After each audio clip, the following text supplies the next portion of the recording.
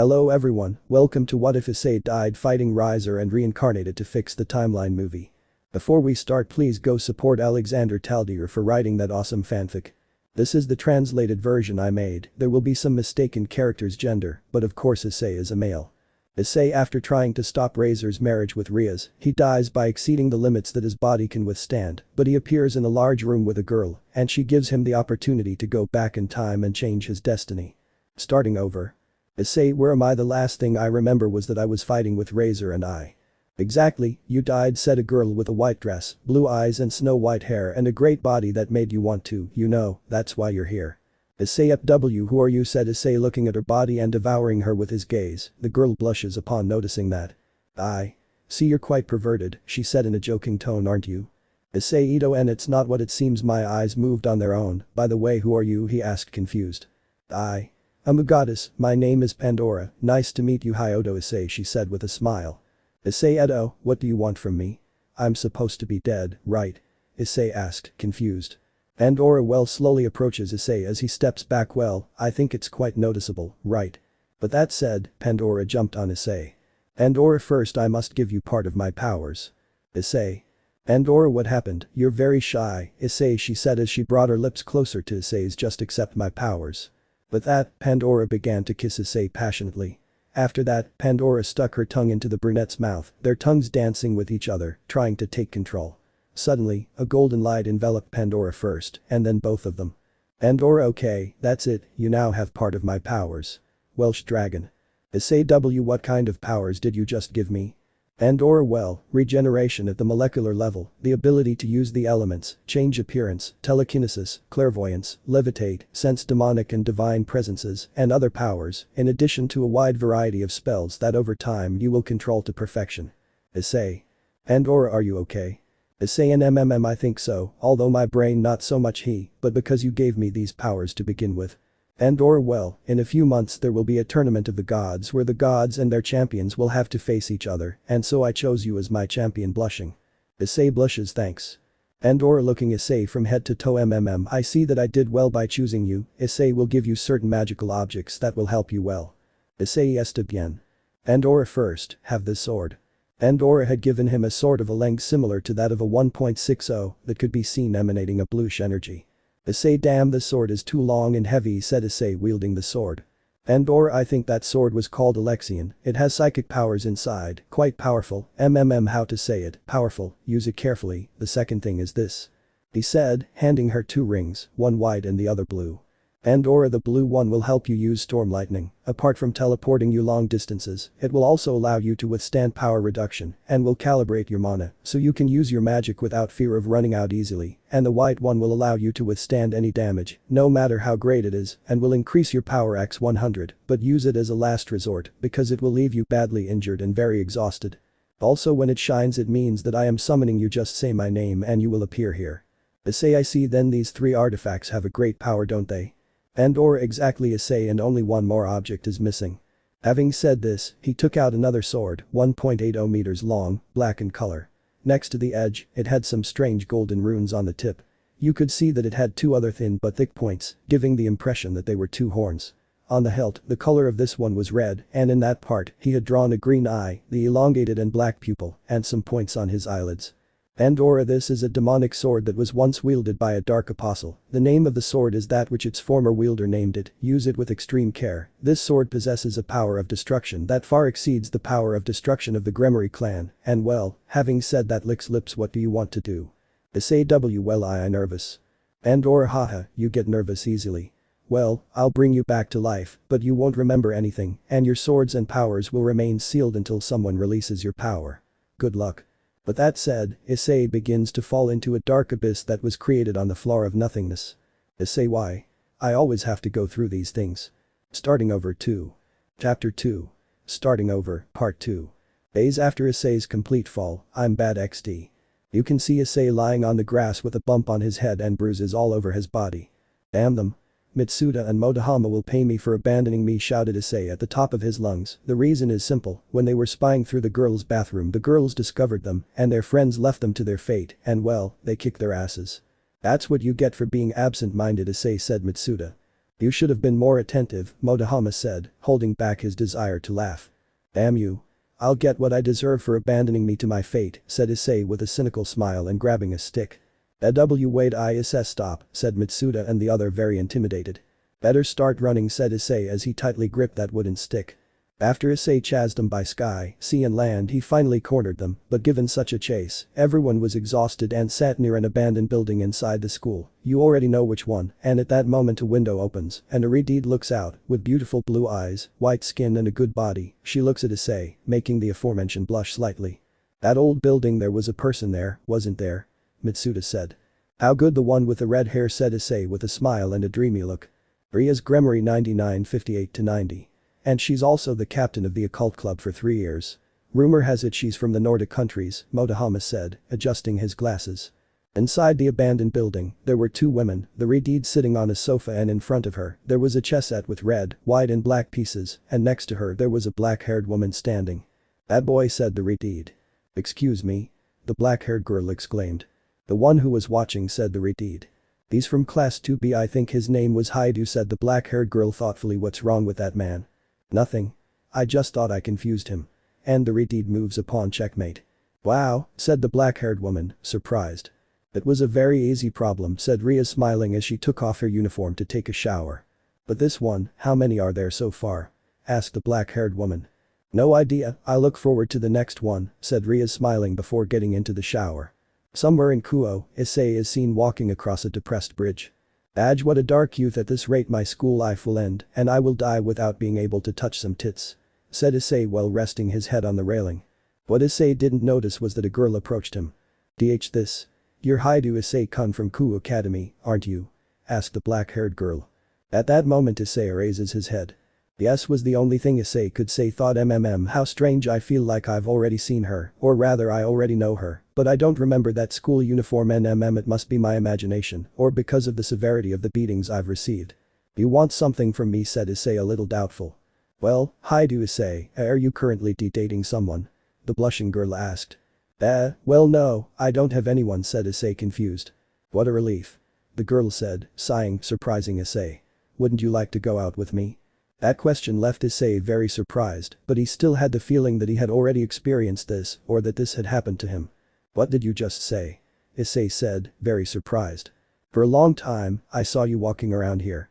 And then, well, I thought about you, Haidu-kun, and see with me, come out with me please. Said the girl, leaving Issei more surprised, but more than surprised he was with that strange deja vu, because it gave him the feeling of having already lived that. The next day. Then you know what happened. Issei introduces them to Yuma and that same afternoon on the bridge. Date? Issei said, surprised. If next Sunday, you can't, ask Yuma worriedly. No that's fine, of course I can't, said Issei happily. What a relief, then, said Yuma excitedly. Yes, we don't see, said Issei with a smile, but he had the feeling that something bad was going to happen to him. I'll be waiting for the date, okay? Yuma said happily. Yes, me too, said Issei between happy and doubtful. After that Issei went down the stairs of the bridge. When Issei did that, a loli with silver hair, beautiful semi-dark yellow eyes, hair down to her neck except for 2 strands, one on the left side and one on the right that were a little longer, and was wearing the academy uniform, passed by there with an ice cream in her hand. She looked at Issei with a serious look, and Issei, when he felt that someone was looking at him, he turned around, meeting the loli's gaze. Issei's thoughts. I feel like I've seen her somewhere. How weird my imagination must be again. Kaneko's thoughts. He noticed my presence, but he doesn't seem excited about that girl's date, rather, he seems worried. End of thoughts. After Issei looked at the loli, he just turned around, but not before whispering to himself. How strange, whispered Issei. In the occult club. Yes. After all, but use intuition, said the same loli standing in front of Rias, and next to her was Akeno. You say I was right. I was right to send you to keep an eye on him. Rias said, convinced. But what should we do? Asked Akeno. At least put him as a subordinate, said Rias as she grabbed a pawn piece and looked at it. However, said Kaneko, he didn't seem happy or very cheerful, rather he seemed a bit worried and doubtful, and the strange thing is that he noticed my presence even when he was distracted, and I heard him whisper something. I think it was, how strange, said Kaneko, a bit confused. Because it will be, it doesn't matter, but everything will depend on him, said Rias with a smile. Time jump, Sunday afternoon in the park after their date in front of a water fountain. Issei, could I ask you for a wish? Said Yuma seriously. The wish, said Issei, confused. Could you die for me? She said with a smile. What? Excuse me, Yuma-chan, could you repeat that? My hearing is a bit strange, said Issei, a bit nervous. Then Yuma approaches Issei's ear and whispers. Could you die? She said with a big smile. After Yuma said that, it instilled great terror in Issei. She moved away from Issei, and when she did, Yuma's clothes disappeared and later a leather suit appeared. Those who saw the anime already know what it looks like, and later black wings appeared on her back. At the same time the sky turned purple and seemed to move in a strange way. Some wings, said Issei, confused, because you want to kill me. It's just that you are a threat to us and I have to hurry and kill you, so die now. Said the fallen angel with a cynical smile. After the fallen angel said that, a red spear of light materialized in her left hand. Once she materialized the spear, she threw it at Issei, leaving him bloodied with a deep wound on his torso. If you're going to hate someone, hate that secret group of God's justice, said Yuma before disappearing. Issei can be seen lying on the floor with a large pool of blood around him. It's all red, Issei thought, looking at his hands soaked in blood red. Then at that moment he remembered Ria's hair. Red, it's just like that person's hair. He begins to remember Ria's from head to toe, even redder than the reddish blonde. Goodbye to my unattainable hair. It's the same color as this dyed hand. At that moment the letter that the girl handed him began to turn red. Haha, but what am I saying? If I'm about to die I can't take it anymore. Shit, my body's not damn it anymore. Why did I have to die in this inexplicable way? Then the edges of the circle drawn on the paper that the girl handed him began to turn red. Still, it was a promising youth, wasn't it? If I were to be reborn, I saw Ria's senpai. That beautiful red hair. That person. If I were to die, I would have liked to die in that beauty's breasts. Just at that precise moment, that paper turned completely red and flew behind Issei, and a red magic circle appeared and began to descend, and as it descended, the figure of a woman appeared. Was it you who called me? The woman said. Who is it? Issei thought, then threw his head back. If you're going to die anyway, I'll pick you up. Said the woman, and at the same time black bat wings emerged from her back. Again, some wings, Issei thought. Your life live for me, said Rias Gremory. The next day at Kuo Academy, everything that happened to Issei seemed to be a bad dream, so he preferred not to investigate anything, but rather he still had the feeling of having already gone through that situation, Yuma's betrayal, the appearance of the redeed. While his friends were chatting on the stairs, Issei was on the side leaning against the wall, thinking something that surprised the girls, because the great perverted beast was calm and even more thoughtful with a serious look. They blushed when they saw Issei's new character, and just at that moment, they could see that the top idol Rias Gremory was passing by, and Issei looked where she was, still with her serious character, causing an impression on the redeed. Rias senpai, said the bald man, sorry but I always forget their names. Really? Said the one with glasses, looking towards where this one was. Ah. It's Rias senpai, whenever I see her she looks so beautiful, said some girls around. But Issei doesn't even flinch. Why? He was simply still processing everything. It's fair to say that Issei remembers everything, and worse, with that feeling of having already been through it. As Rias was coming down the stairs, Issei did the same thing, which surprised both Mitsuda and Motohama, as well as the girls around them, and Rias. When Issei was next to Rias, he said. Thank you, Rias senpai, was the only thing Issei said before leaving to the left side. At that moment Rias turned to where Issei had gone, surprised, but sketched a warm smile and went to the right side. Something that left everyone present perplexed, both the girls and Issei's friends.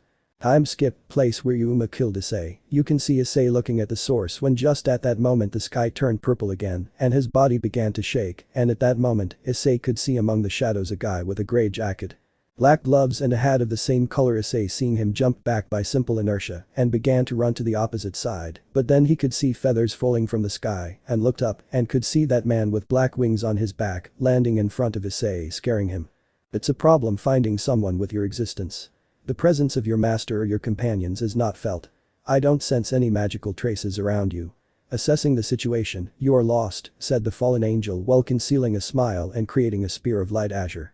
So there will be no problem if I kill you.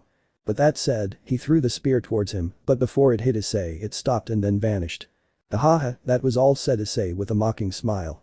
At that moment the fallen angel retreated, terrified by the imposing power that emanated from it. But, how is it possible if a few seconds ago you didn't have that power? Said the fallen man, terrified. Maybe, who knows, said Issei, smiling, since the only one who could feel his power was that guy, but he was still in shock when he felt his own power. Just at that moment Rias, Akeno and Kaneko-chan appeared to save Issei, but such was their surprise to see the fallen man totally terrified and Issei with a smile. What happened, Rias thought.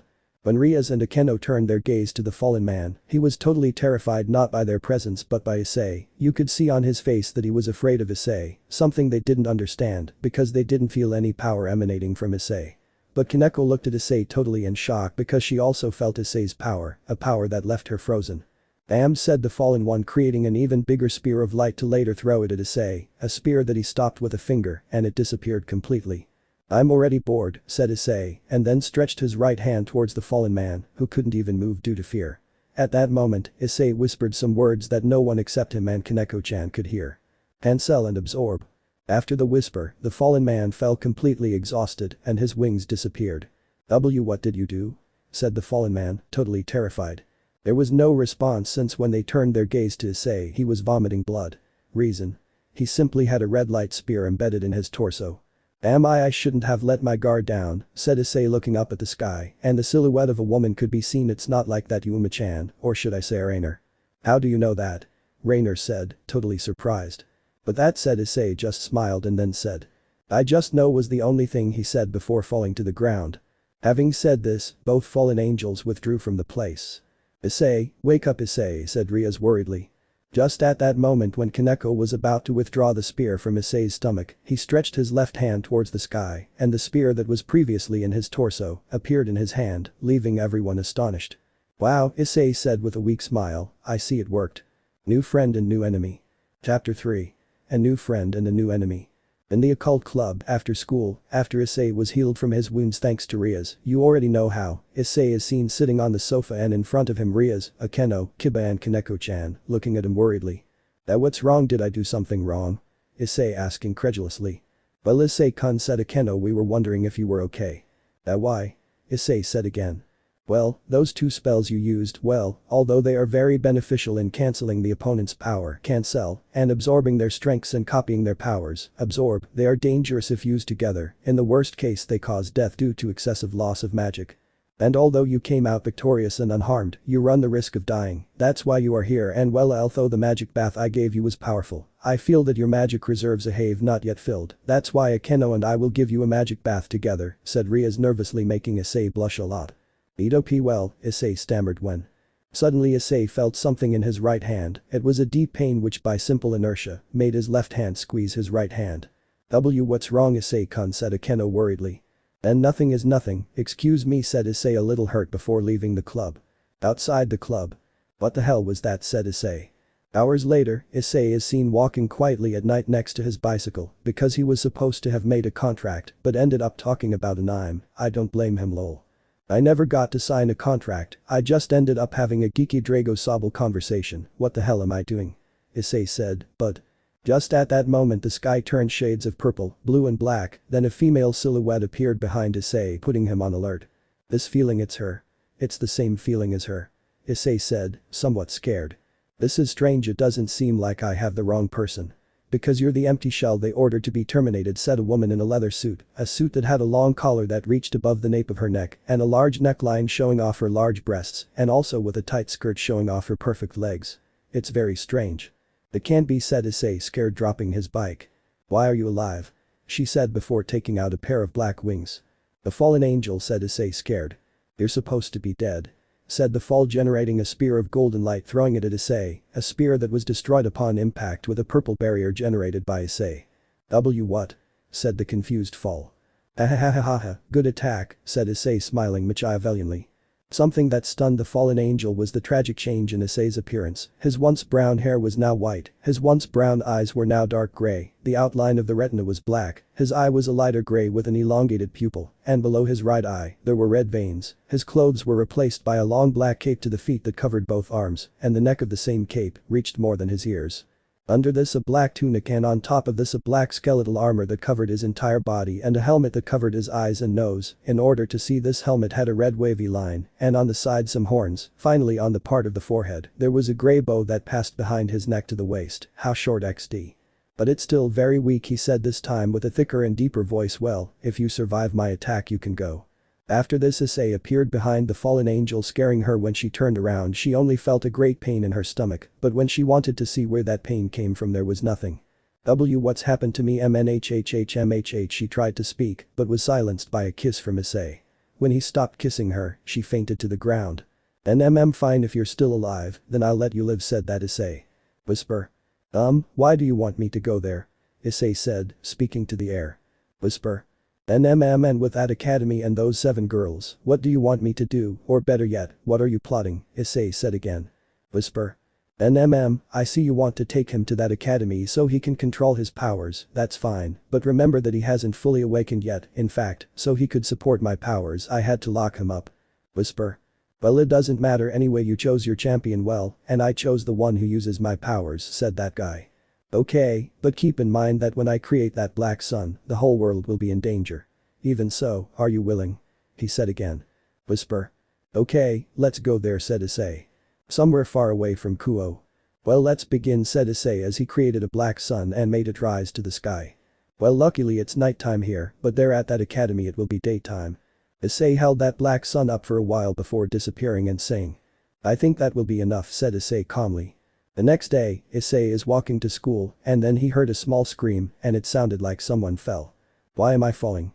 Said a girl in a nun's outfit who, when she fell, revealed her panties, something that Issei obviously didn't ignore. The moment the girl turned around, her face could be seen. A beautiful blonde with beautiful green eyes. Who is it? Issei said, confused as he looked at her panties. No, there's no time for that, Issei thought before running in the girl's direction. Hey, are you okay? Issei said, stretching out his hand for her to take. Thank you very much, said the girl, before the wind blew away her white nun's veil. How beautiful, Issei thinks. This said the girl, looking at her hand that was still held by Issei's hand. Sorry. Issei said, letting go of the girl's hand. At that moment, while Issei was nervous and the girl was sad, the wind blew again, making the veil of the girl who was on the ground move away little by little. Oops. Issei said as he went after that veil to grab it. Once he grabbed it, he gave it to her. Thank you very much, said the blonde as she put on her veil. It's nothing, said Issei, what brings you here? I got lost, said the girl. I got lost and I'm in trouble. After a while. On vacation?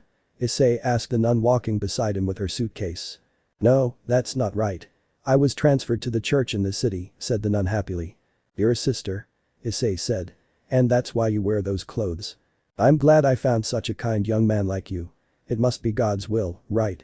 The nun said happily. Issei smiled and nodded, but when he saw the cross hanging from the nun's neck, he just looked away. What's wrong? The nun asked worriedly. Nothing, said Issei happily. What was that? Issei thought. Then the cry of a child is heard and both go to the place where a child could be seen crying with a scraped knee. If you're a little man, you shouldn't cry over a wound like this, said the nun while she treated the boy's wounds with her sacred gear.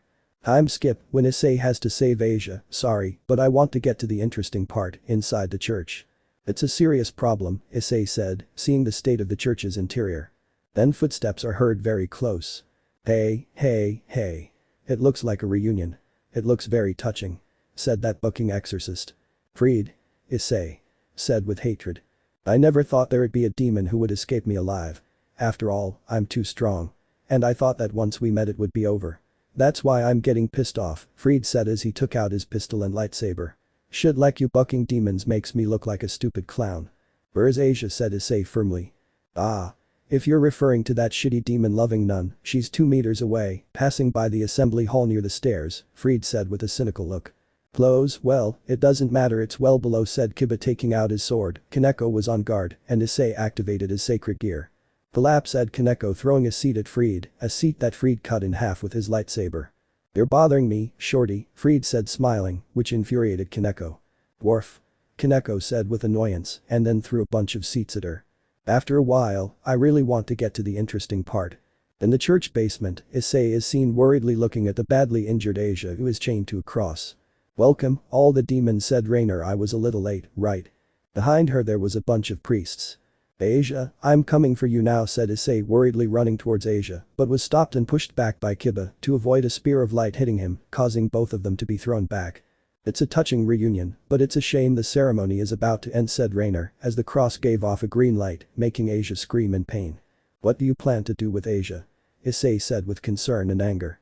Shit, the fallen angel's objective is, said Kiba, but again that cross gave off a green light, making Aussie scream in pain. With Rias. I understand. The fallen angel plans to steal the nun's sacred art, right? Rias said. Ice's child. Steal sacred art? What's going to happen to Asia? Issei asked, very worried. At that moment the green cross to which Asia was tied stopped shining just as two rings wrapped in a green aura floated in front of Asia, and at the same time her eyes lost the green glow they had, and then Asia fainted. "Asia, will she die?" Issei said with anger and worry. "Twilight healing. She's finally mine," Rainer said as she took the rings in her hands and placed them on her chest, causing them to sink into her chest while enveloping her in a green aura. "This power.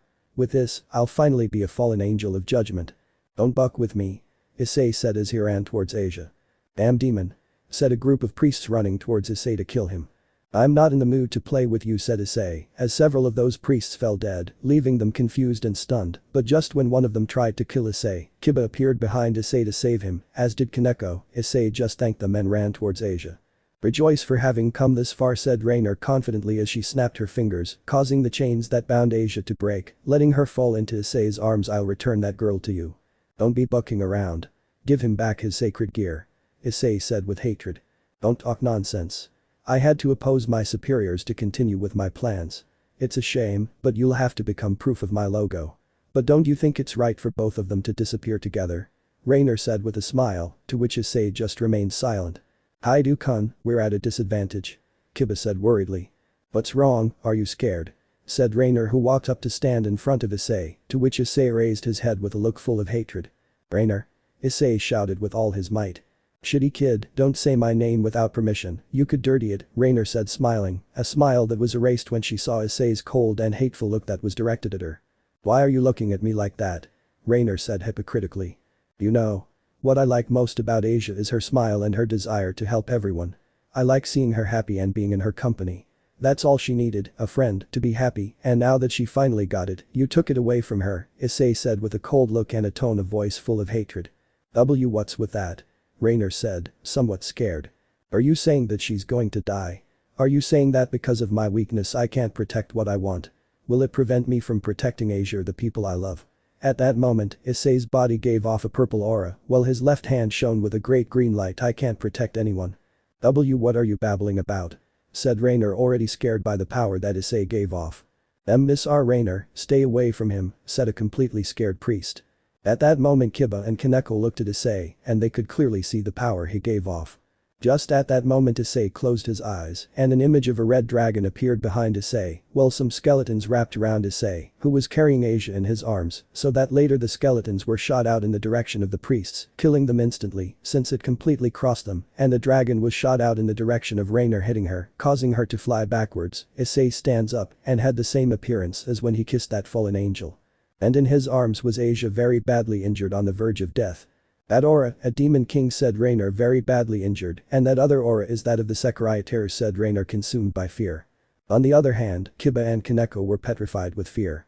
At that moment Issei raised his head, and suddenly the place where Rainer was sank, while a purple aura came out from under the ground, causing her to suffer great damage. "Pay attention, this is what happens when you hurt someone I love," said Issei with a cold look. "Remember it, because this is the only thing you will remember when you die." After that, Issei walked down the stairs to where Kiba and Kaneko were, and then, he left Asia in Kaneko's arms.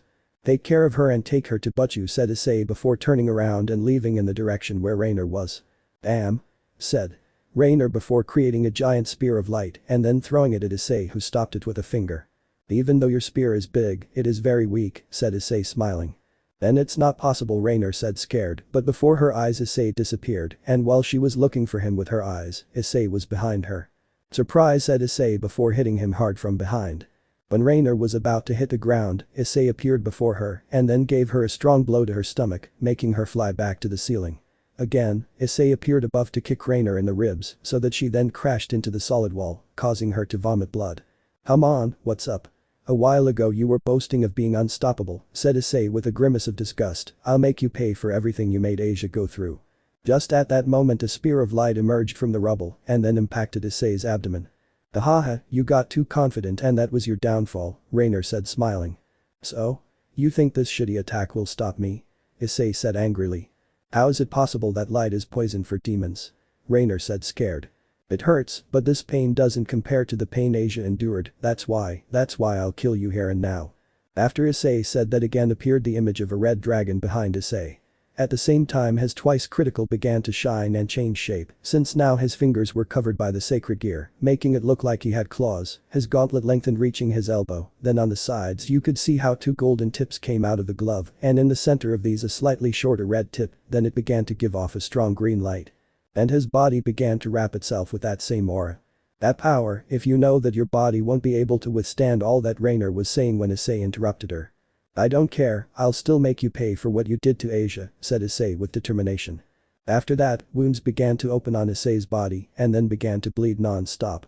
Issei didn't even care about this fact. Now go fly, you bucking angel. After Issei said that, he went with great speed towards where Rainer was standing stunned, and then his left fist hit her stomach, sending her flying into the sky, despite the fact that they were underground.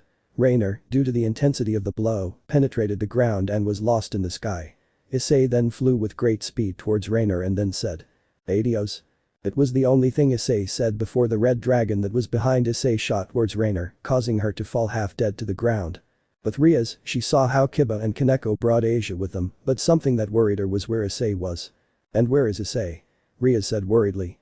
But just then black feathers began to fall from the sky when they looked up and saw Issei who had Asia's sacred gear in his hands. Issei was the only thing Rias said when she saw Issei who despite having many wounds could still stand. "Sorry for the delay" was the only thing Issei said with his usual look and a smile. "But can you do something?" Issei asked, handing her the nun's sacred gear. "Yes," said Rias as she took out a bishop piece. A few days later, Issei can be seen sitting there thinking about what Drake told him. Flashback.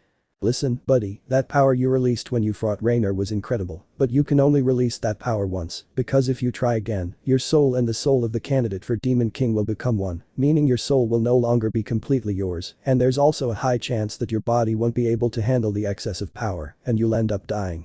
Vindel flashback.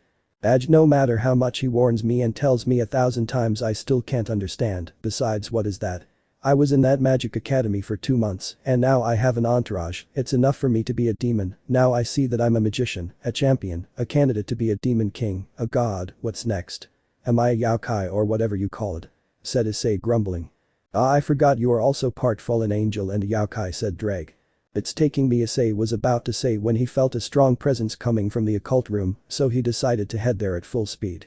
Once he got there, he could see a blonde guy wearing a semi-formal red suit with the sleeves of his jacket and shirt rolled up and his shirt untucked. "I personally like to dress like that."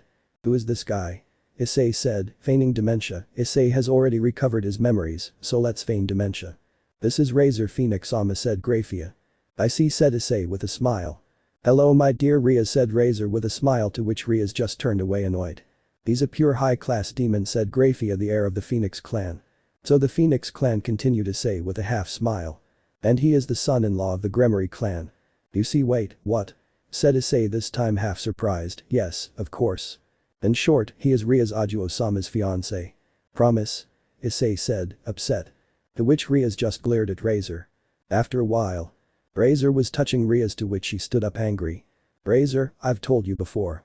I have no intention of marrying you," Rias said angrily. "But Rias, I doubt your family will accept your whims to destroy it," said Razor haughtily. "Damn, having to put up with this asshole again is just bucked up," Issei thought. "I don't want to destroy my family," Rias said angrily. "On the contrary, I will welcome them with open arms. But it's my choice to choose who to marry.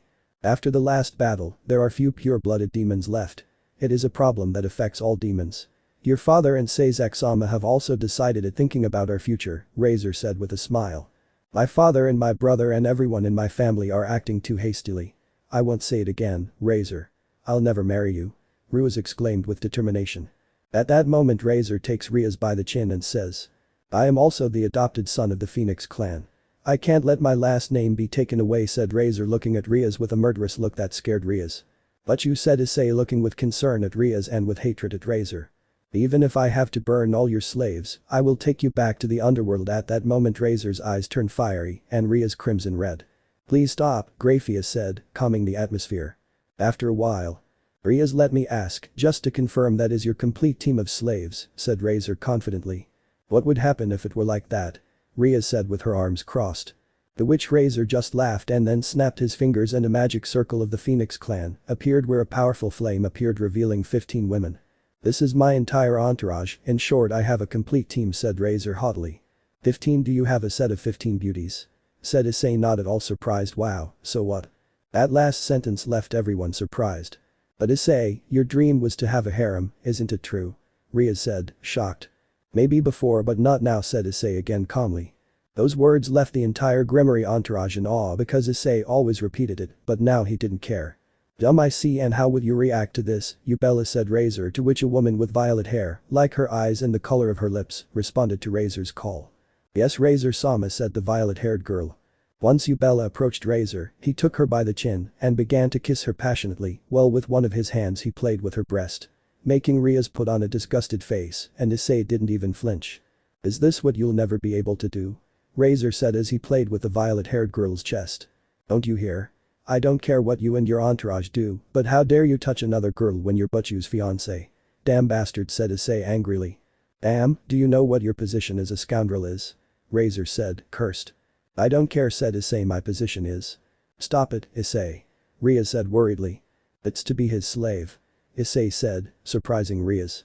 I am nothing more and nothing less. Said Issei, materializing his sacred gear.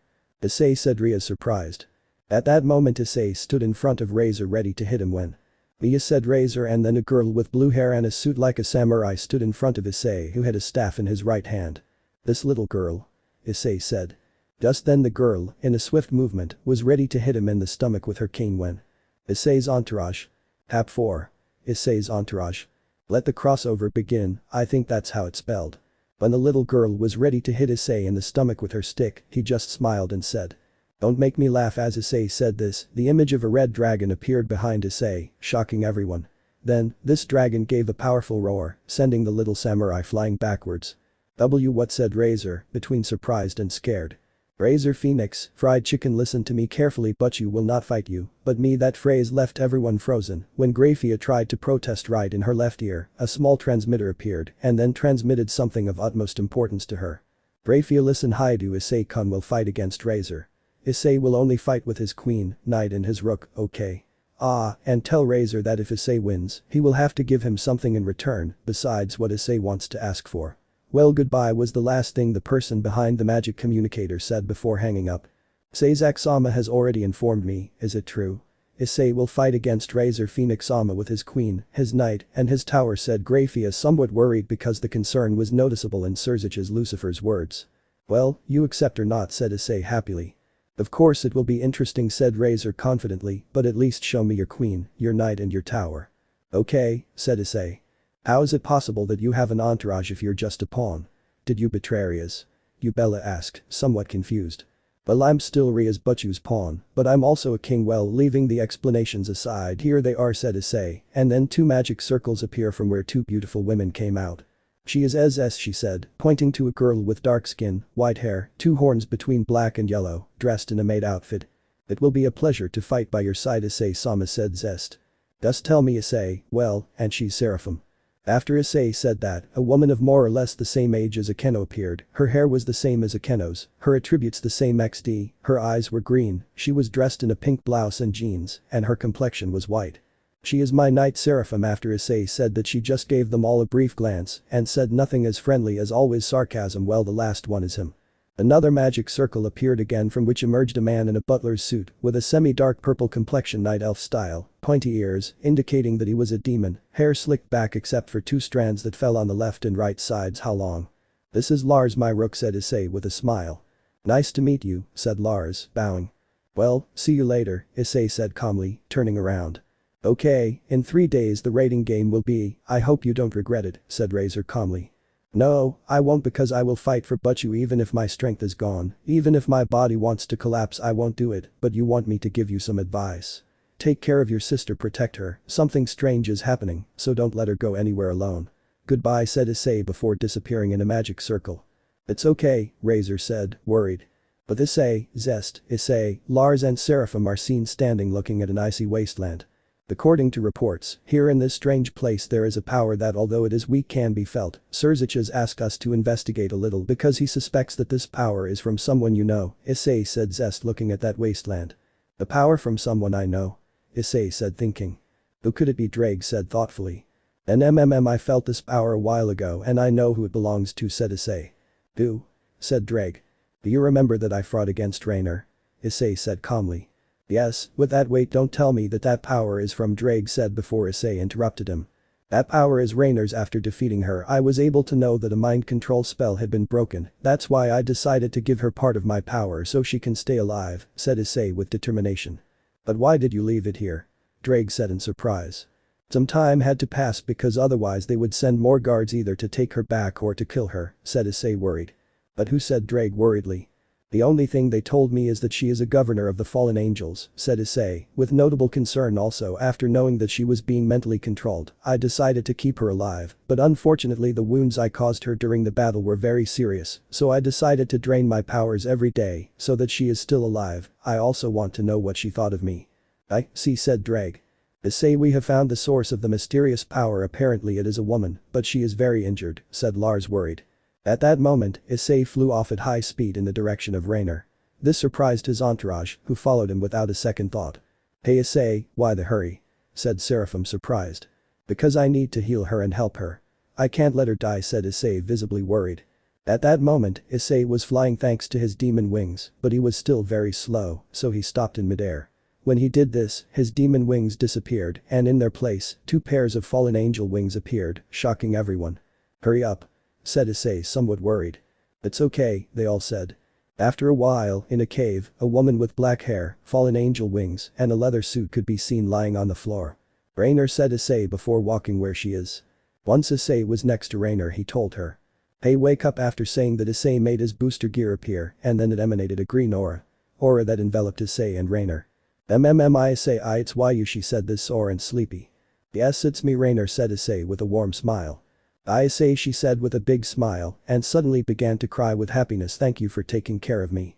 You're welcome after all, you're still my girlfriend Yuma-chan he said with a smile. Which made Rainer blush a lot as she was lying on her back on Issei's chest, who at the same time was lying on the stone wall of that cave. Still why you consider me as like that she said very nervously. Of course. After all, you were being mind controlled. It wasn't your fault, Issei said decisively. I really ask seriously why you are incredible Issei, it was because of your kindness that you captivated me. Well thanks well let's go back to the occult club room. I still have to explain to Butchu about what just happened. But as she wanted to kill me said Rainer with some fear. Don't worry, I'll take care of explaining to him, by the way said Issei taking out a silver pawn piece. That's it Rainer said surprised. That's right, a mutated pawn piece, now I just do this and the moment Issei said that he wrapped the pawn piece with both hands and then released a powerful green aura. Good, now you have my protection and part of my powers in case something happens. After that Issei puts the pawn piece on Rainer's chest so that it will work with her later. Thank you, Rainer said happily. Time skip, 1 hour before the rating game in Issei vs Razor. Issei can be seen standing looking at the starry sky outside the occult club while Rias, Rainer and the others except Seraphim, Zest and Lars. Okay let's go Rainer take them to Surzich's so he can watch the rating game. Telepathy, Issei and Rainer. You know very well that you must also stay there. When the time comes, I will break the blocking spell that I put on you. Until then, stay by Surzich's, Graphia's and Ria's side. Is that okay? Said Issei. It's okay and wow, your power and your character have changed a lot, said Rainer happily and blushing. Let's just say a lot happened now. See you later said Issei before disappearing into a magic circle. Narrator. After that Rainer approached Rias and the others and then made a magic circle appear and then they were teleported to Surzich's. Rainer-san I don't understand how you could teleport here, but welcome said Surzich's calmly. Telepathy. My Issei told me that I should be by your side Surzich's-sama, he told me that it was because of some kind of plan that he is trying to help me with said Rainer interested. Well, we suspect that enemy forces will attack today and the targets are Issei-kun and Ravel, that's why Issei decided to challenge Razor and he accepted because he knew that if there was someone who could protect Ravel, it would be Issei. Said Surzich's with a worried tone. So that's why Issei asked me to come here just in case Rainer exclaimed calmly. So he knew that too, wow that's interesting said Surzich's looking at the screen in which Issei and his entourage could clearly be seen in what seemed to be Kuo Academy. But Issei. Eyes, I want to ask you to hold back with Razor's entourage because although they are strong, you are much stronger than them, so when 5 minutes pass, you will withdraw, except for you, Lars, that's fine, Issei said seriously. It's okay Issei, Lars said calmly as he drank a cup of tea. Well, let the rating game begin, Graphia's voice was heard. With Razor. Then this worries me, I know very well that Issei and his entourage's level surpasses mine, but why did you tell them to hold back? Razor thought. But Issei. Everyone is ready, said Issei calmly. Yes, the others answered confidently. Well then split up like the Seraphim, go to the outskirts of the club and set traps, okay, you will stay defending the base, okay, said Issei with a smile. Okay, Seraphim said before leaving the clubroom. Lars goes to the gym and delays Razor's pieces, said Issei seriously. Good, Lars said calmly.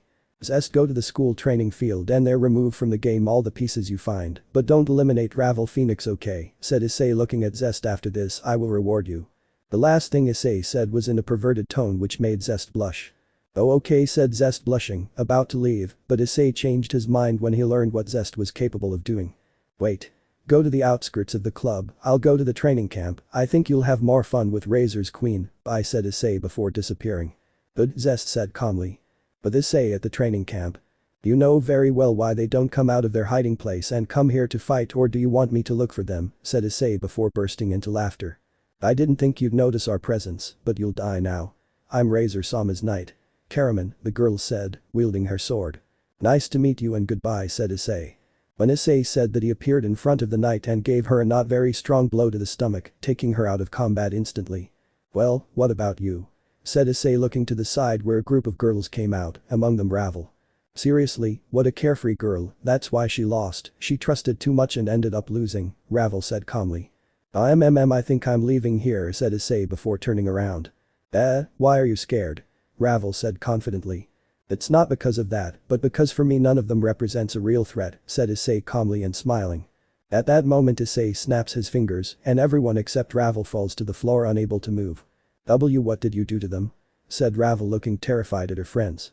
But when Ravel wanted to look at Issei, he was no longer there.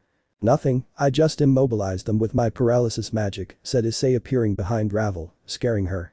Ravel wanted to turn around, but when she did it too quickly her foot bent and she was about to fall if it weren't for Issei who held her, with his right hand on Ravel's back and his left hand intertwined with Ravel's left hand. They both stared into each other's eyes for a few seconds. It seemed that neither of them had any intention of stopping their gaze. She's very cute, Issei thought. Ravel meanwhile just looked at Issei with a strong blush on her face. At that moment Issei approached Ravel's face and they were a short distance away to the point that their lips touched. What h doing mhhgghhm, Ravel wanted to say when Issei put his hand over her mouth covering it. Shhhh, wait, be quiet, said Issei as he removed his hand from Ravel's lips. Look. Issei said, pointing towards the forest where some hooded guys could be seen. These sorcerers have been everywhere, said Issei a little worried. Wizards? Ravel asked, confused. Yes, but I think they use chaos magic and are trying to obtain the regeneration of a phoenix, Issei said thoughtfully. That means that, said Ravel. That the objectives are Rias, Akeno, you, Razor and me. In short, this was an ambush. You know the original raiding game should be with Rias against Razor, right? Said Issei looking at those sorcerers. That's why you decided to come and face Ani-sama, it's not true, said Ravel, understanding. Correct, the reason is simple, because if they captured Rias and Akeno or Razor, we would be screwed. Maybe I am powerful, but with those assholes throwing Rias, Akeno and Razor's powers at me, I would be screwed just like if they captured your regeneration power, said Issei smiling. But what would you do if they stole your powers? Ravel exclaimed with some concern. I would simply cancel them, but it's interesting that you worry about me, Ravel said Issei very calmly. What, no, it's not what you think, she said, blushing a lot. Well, I have to finish off those sorcerers, otherwise they will cause a big mess. After that Issei makes his boosted gear appear. Hey Drake, could you send me my sword, Alexian said Issei speaking to Drake. Sure thing, said Drake calmly. After that, the same sword as before appeared in Issei's right hand, you already know chapter 1. Well, how was this done? Yes, that's right, said Issei running to where the sorcerers were, but I don't remember very well how that attack was done. The moment Issei positioned himself in the center of the sorcerers he exclaimed. Punishment. After that Issei stuck the tip of the sword into the ground and a blue circle came out of it that when it touched the sorcerers they died. If I hadn't remembered how to do the spell I would die of embarrassment, said Issei laughing. But this isn't over yet. Just at that moment a loud explosion occurred near where Issei was. When Issei looked up he saw Zest fall to the ground and then be taken out of the raiding game. What, Issei said looking at the sky. When he did he looked at Razor's queen, who had a small jar in her right hand. Those are Phoenix tears. Issei said in surprise. That's right, my clan is the only one capable of making those tears, you see, we were allowed to use a divine treasure, that treasure was the Phoenix's tears. But you have nothing, Ravel said smiling. It's because we don't need it. It's almost time. Just when Issei said that, Sarah withdrew from the raiding game. What? Ravel asked in surprise. Just as Sarah retreated to the gym, another huge explosion occurred while Lars emerged from the rubble completely unharmed. 3 pawns and a rook of Razor Sama are no longer usable, exclaimed Sona. Didn't I tell you to hold back, Lars? Well, it doesn't matter, said Issei while smiling. I think the only ones left are Razor's queen, Ravel, and those 2 pawns that look like cats. When Issei finished saying that, he heard clothes breaking. The moment Issei turned around, he saw those girls with cat ears naked. Issei's reaction was a powerful nosebleed before he fell to the floor in a daze. Shit, said Issei standing up, and at the same time he placed a paper on his nose to momentarily stop the bleeding, but because of that he lost control of his magic, causing the paralysis of Razor's pieces to vanish. Damn, I neglected myself, Issei said frustrated. Then he heard footsteps near him. At that moment he saw a woman with brown hair and red streaks, a white mask covering her right eye and a leather suit. You know how it is, I'm lazy to describe much. I am Isabella. The rook that serves Razor Sama. Let's fight, Red Dragon Emperor. Said the named Isabella before running to Issei to hit him. A blow that Issei easily dodged. Maybe I'm the Welsh dragon, but I fight as Rias Gremory's pawn. When Issei said this, he made his boosted gear appear. Boost boost boost boost boost boost boost boost explosion. Dragon. Dragon shot. Was the only thing Issei said before jumping and aiming the dragon shot at where he was standing before. The moment the shot dragon hit the ground, a huge explosion occurred, leaving a huge crater. 2 pawns, a knight and Razor Sama's bishop have retreated, Sona announced. Maybe I'm a little bit over the top, but what can I do? At that moment he felt a very strong presence in the distance, but it vanished in a matter of seconds. At that moment Ubella and Ravel, who somehow survived Issei's devastating attack, appeared in front of him. You are very persistent, Ravel, and Ubella, you are very strong. Issei tried to say, but then he felt a very strong presence again that vanished in a matter of seconds. I think it's too late. It was the only thing Issei said before the atmosphere became heavy. In front of them appeared a somewhat old man dressed in a formal suit and a long jacket, like that of a detective or inspector, and at his sides a bunch of wolves. I was wondering when you would appear, whoever you are, Issei said to that guy. Nice to meet you. Hi, do Issei, allow me to introduce myself, I am Vauban, he said elegantly. Well, nice to meet you, Marquis Vauban. Tell me one thing, why do you want to take Rias and Akeno-san, and even more so, why do you want to steal my powers? Issei exclaimed, somewhat pissed off. Because we are supposed to be god killers, we do not serve them, we kill them, that is why I want to kill you, because you are not worthy of carrying the name of god killer, Vauban exclaimed angrily. And? What do I care about that? I don't give a damn what you think of me. But why do you want to take Rias, Akeno-san and Ravel? Answer me. Issei shouted, already annoyed. Because I need something to have fun with. Those words made Issei mad, which consequently made the boosted gear appear and say. Second power released. At that moment Issei's body gave off a golden aura that when it faded, showed an Issei with golden hair, yellow fox ears and 2 yellow fox tails. What Issei said, surprised to see her appearance. Congratulations, buddy, you managed to unlock your second power apart from mine, congratulations. I don't understand very well, said Issei looking at his new appearance. But I will destroy you. Just at that moment Issei ran at full speed against that guy who in the blink of an eye turned into a lichen, I think that's how it's written. What was the only thing Issei said before being punched in the stomach by the lichen, but Issei punched him in the face. In Issei's left fist a golden aura was seen, and in Vauban's fist, a purple aura was seen. You're interesting, brat, said Vauban. Same here, old man, exclaimed Issei smiling. Razor, Ravel and Ubella, who were expecting that battle as well as Rias, Surzichas and the rest of Rias' entourage, were skeptical seeing that behind both of them, everything was destroyed. I shit on the bitch, this is the power of this guy, said Razor with his jaw on the floor. I revived a while ago, I recovered my memories a day ago, and now this fight with this lichen shit, wherever I go problems, find me shit, I think Issei. What's wrong, brat, are you scared? Asked that old man. I was just thinking, hey old man, I have to admit you're strong, said Issei. At that moment he created a blue energy sphere in his left hand. For his part, the lichen created a purple ray on his left arm. At that moment, both launched their respective powers against their opponent, thus creating a huge explosion. Not bad, brat. Vauban exclaimed. Same here, old man, said Issei. At that moment a magic circle appeared under Vauban's feet. What is this? Vauban exclaimed. Or that, oh shit. That was the only thing Issei said before running to the opposite side and digging a trench at high speed and getting inside. At that moment Issei saw Ubella and Ravel, who looked at everything surprised, then he saw the imminent destruction that was coming and said. Hey Drag, can my tail stretch? Issei asked his dragon arm. If your limit is 10 meters, exclaimed Drake. Well then, at that moment Issei makes his tail stretch until he can wrap Yubela and Ravel around the waist and bring them inside the trench, but due to the speed of the return, he made Ravel and Yubela fall on top of Issei, more specifically with their breasts in Issei's face. After that, there was a huge explosion worthy of an atomic bomb. Once the smoke cleared, it was possible to see that the place where the lichen had been standing had been a large crater. The one who had directed such an attack was Lars. Sorry for butting in, but your target is the Phenex. The lichen fled before receiving the attack, are you okay?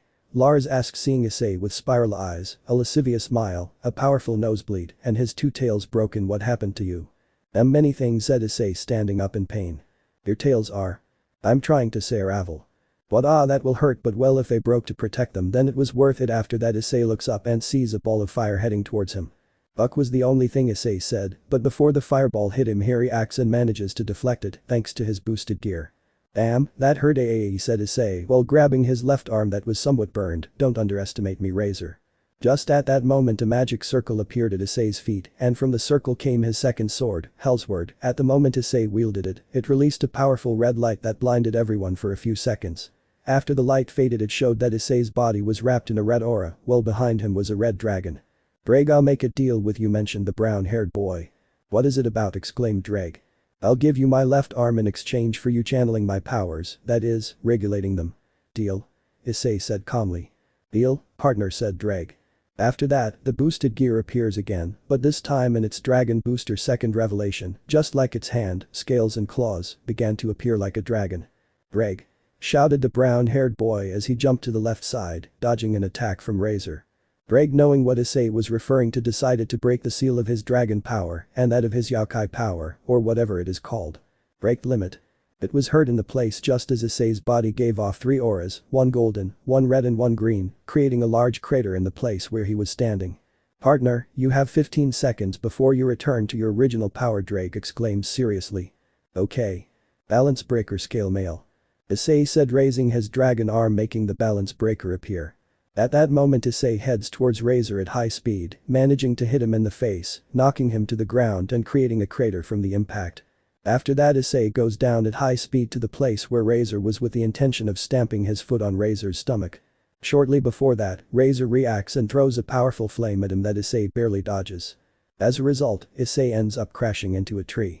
After that, Razor appears in front of Issei, delivering a devastating blow to Issei's stomach, knocking out all the air from him and causing him to spit out blood. You're good, Haidu, but not that good, Ag.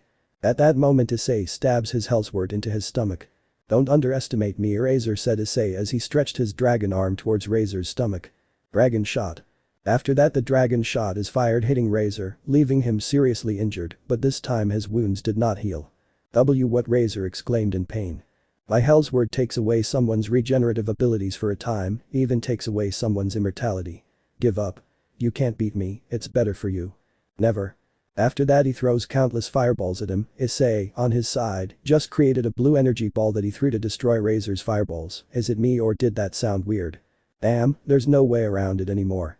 Issei said before his balance breaker disappeared so that his dragon gem gave off a red light, and then Issei said before his time ran out. High rain. After that, a black spiral cloud forms in the green sky, from which meteors fall. 0. Count over.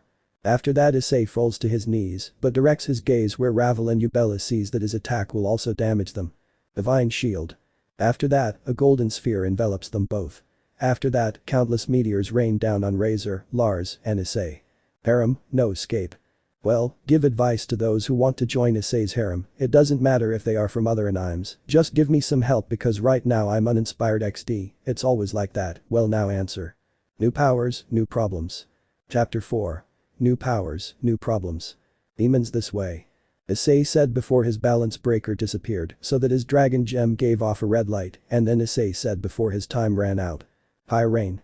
After that, a black spiral cloud forms in the green sky, from which meteors fall.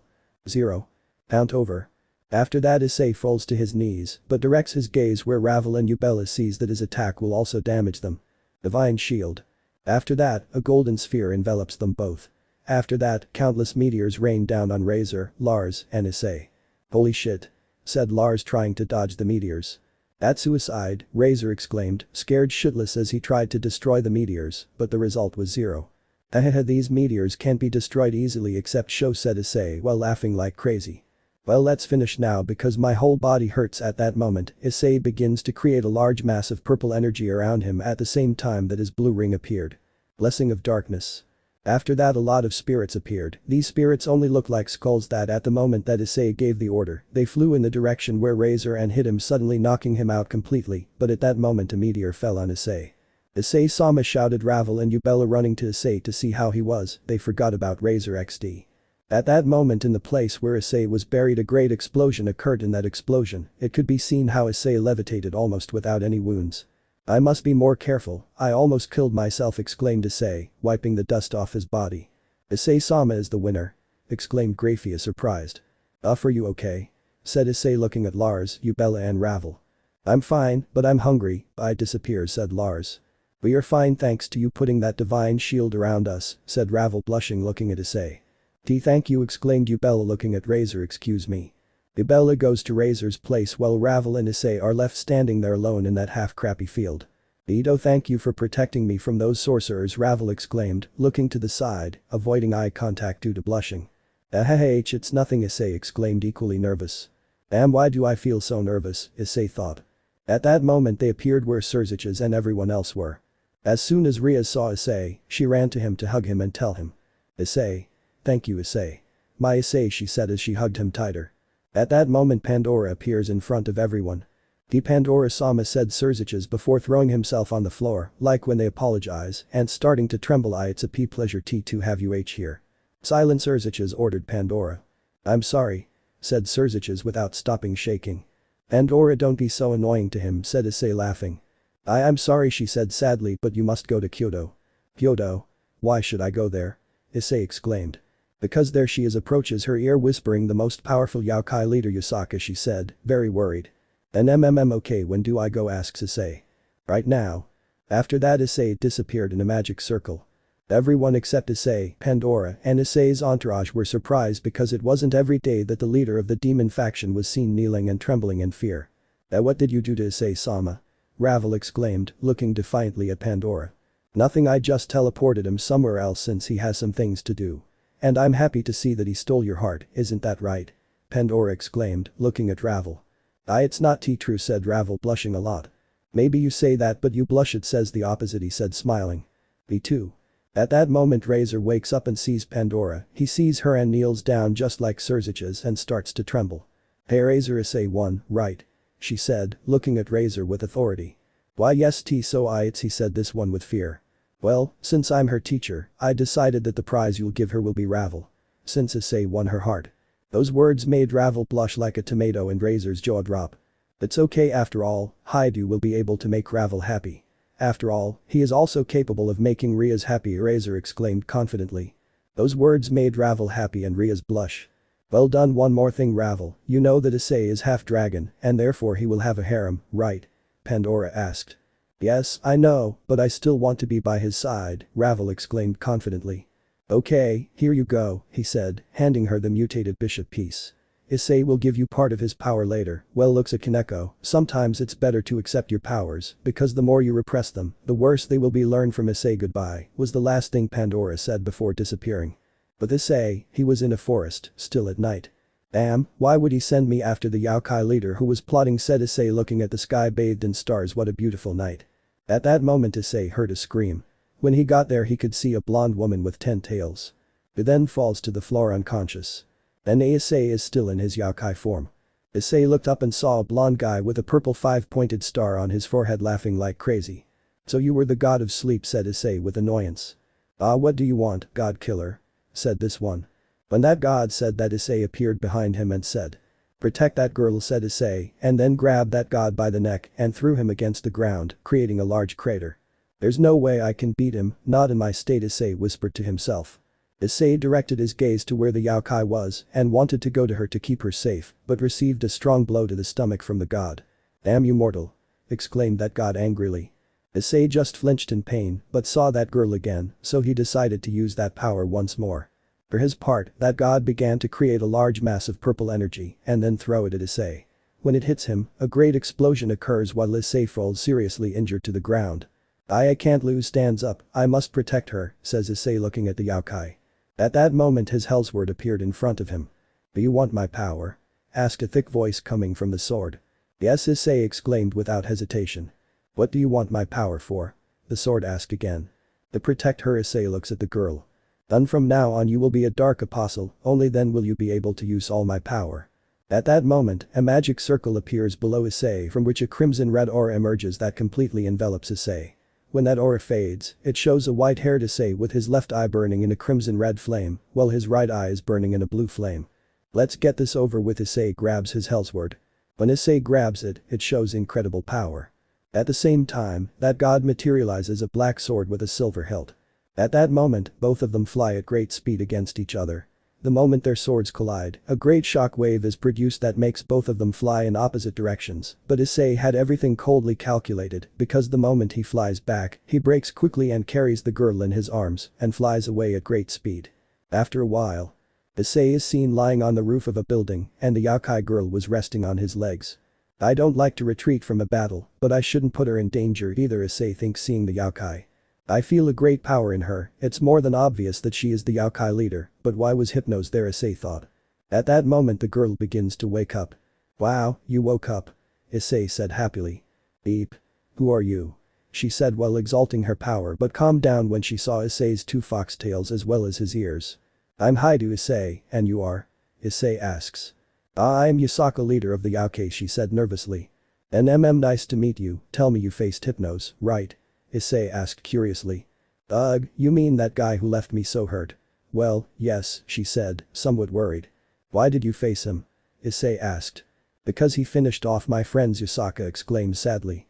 Oh NMMICSRETSK, damn Hypnos always killing innocents, he said standing up. Where are you going? Yusaka asked scared. To my house for now. I don't know where Hypnos is, and if I don't know where he is, there's no point in looking for him, Issei said with concern. Oh I see, said Yusaka sadly. Let's go, Issei exclaimed, smiling. What do you mean? Yusaka asked in surprise. I mean, if you want, you can come with me, since after all, anyone who challenges Hypnos will be sought out by him to kill. And I don't want him to kill someone like you, Issei said, smiling. I don't want him to kill a girl as pretty as you. Yusaka blushes upon hearing that and just nods her head. Time jump, the moment Xenovia and Irina appear. In the classroom you see Issei sitting and on his legs is Yusaka calm. Hey Yusaka, what are you doing? Issei said blushing. It's not obvious I'm next to my boyfriend, is that a bad thing? Yusaka said smiling. Then no it isn't, just forget it, said Issei calmly. At that moment the bell rings and the teacher comes in and sees Yusaka sitting on Issei's lap and he just smiles and doesn't say anything. After classes. Hey Issei, I know you said you had a harem, but I didn't think it was that big, Yusaka said smiling. Yeah, said Issei sadly. Issei-san, Asia said, pinching Issei on the shoulder. When they arrived at the outskirts of Issei's house they felt a murderous instinct. That feeling meant only one thing. Exorcist, Issei whispered angrily. The three of them ran into the house and heard. This is from when his swimsuit came off in the pool, said Issei's mother laughing. You know mother, sometimes you are very cruel without realizing it, said Issei laughing. Issei turned his gaze to the two girls in front of him, one was a redhead with pigtails and the other a bluehead with a green lock and some kind of sword wrapped in a strange cloth. Issei, welcome, said Issei's mother smiling. It's been a long time, Issei-kun, said the smiling pigtailed girl. Sorry, but are you? Issei asks confused. Don't you remember me? Said the smiling girl.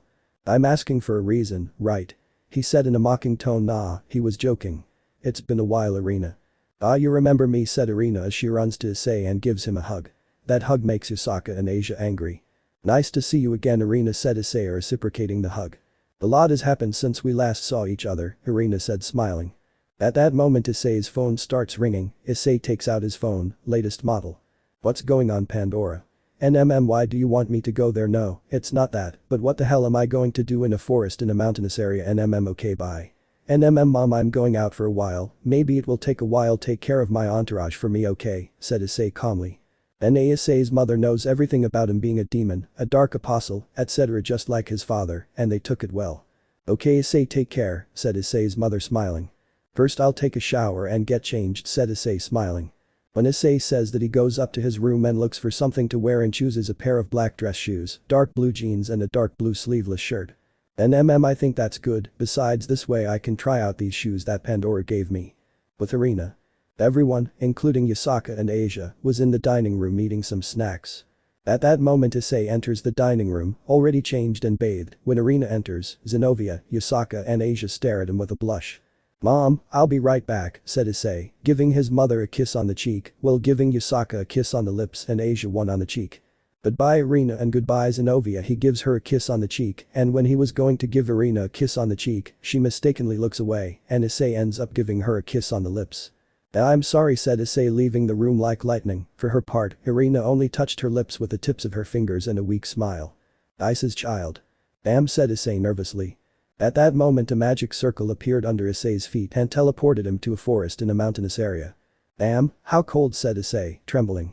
"Well, there's supposed to be a town around here," said Issei, walking through the trees. Upon reaching a clearing he sees a ruined village. "Holy shit, what happened here?" said Issei, activating his Yokai mode. Better safe than sorry. At that moment Issei jumps from the clearing towards the ruins of the village. "What the hell happened?" he said, admiring the place. "Naya, was hurt out there." What was that? "Ah cat," said Issei, trembling in fear. "Wow, what do we have here?" Naya was hurt again. "What the hell?" said Issei, turning around to look everywhere. You're very cute." Naya was hurt again. "Where are you?" said Issei, looking around. Issei felt a presence around and detected exactly that the presence belonged to a Nekomata. "So there you are," Issei exclaimed before jumping to the left, landing on top of a woman with good attributes, a kimono, but tighter and showing quite a bit of breasts, and also with a tail and black cat ears. "You are very clever, Naya," said the Nekomata. "What can I say, I'm a fox." "Now you'll tell me what happened in this place," Issei ordered. But when she was about to say something, Issei saw 3 spears aimed at them, or rather, at the Nekomata. She simply closed her eyes out of instinct. Issei picked her up in his arms and jumped, dodging the spears. "Where the hell do those spears come from?" said Issei, looking to the side and saw 3 shadows flying. I see those specters are from Hypno's TSK, why are they everywhere?" After that Issei stops and generates a powerful mass of blue energy, Senjutsu, and throws it at them, disintegrating them instantly. "If there is something that can destroy darkness it is light," said Issei, and then carefully lowered the Nekomata to the ground. "Now will you tell me what happened to that village?" "Well, you could say that I destroyed it by mistake when I fought against those specters," said the Nekomata sadly. "Oh, I see, well that can be easily fixed." At that Issei stood in a clearing and summoned his sword Alexian, but the moment Issei wielded it, his right eye changed from brown to blue, while it caught fire in a small blue flame. "Correct the mistakes, rebuild what was destroyed, create and then destroy, destroy and then create." At that moment Issei's sword that usually emanates a blue energy, begins to emanate a green aura, just as Issei's pupil turns green, and also the flame of his right eye. Divine reconstruction. After that a golden light comes down from the sky and falls on top of the ruins of that town, rebuilding it, and at the same time the people who died revived as a result. Issei falls to the floor exhausted. "I still don't fully control the power of creation," said Issei, smiling. The Nekomata was shocked to see Chestnut's incredible power. At that moment, Issei stood up as his presence completely disappeared. "Who are you?"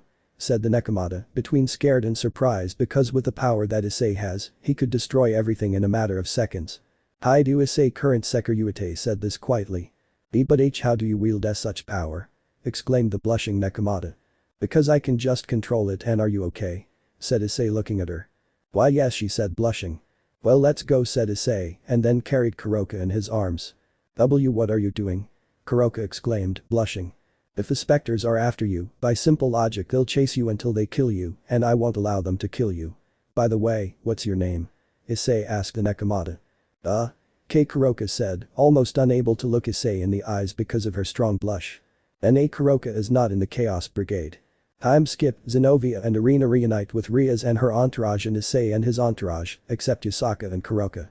Kaneko no si ha encontrado con Kuroka. "Thank you for accepting this meeting," Xenovia exclaimed firmly. "My name is Xenovia," said the blue-haired girl. "I'm Shidu Irina," said the redeed with pigtails. "And I can know to what we owe the honor of your visit," said Issei calmly. "I don't have to answer to a low-class devil," said Xenovia sharply. "However, why you are an exception," said Xenovia again, but blushing. Irina explained to them. "With the exception of one, there are currently 6 Excaliburs protected by the church. However, 3 of them have recently been stolen," Irina exclaimed. Those words surprised Rias and Issei with their respective entourages. "The ones we wield are part of those that remained." This one I wield is the sacred sword of destruction, Excalibur Destruction, said Xenovia, showing her sword wrapped in a white sheath. Interesting, I can look at it, said Issei, approaching Xenovia, stretching out his hand. I don't know if a demon C can be, but S sure, said Xenovia, blushing and nervous. When Issei took the sword, it unwraps from its sheath and emanates a great golden power. How did you do that, said Rias, astonished. It's because, as I explained, I have many powers, he said, smiling, causing Xenovia, Irina and Rias to blush. Incredible, never shown like that, said Xenovia, astonished. It's lighter than Alexian, said Issei, observing the sword. And you, Irina, what Excalibur do you carry? This is the holy sword of imitation, Excalibur mimicry.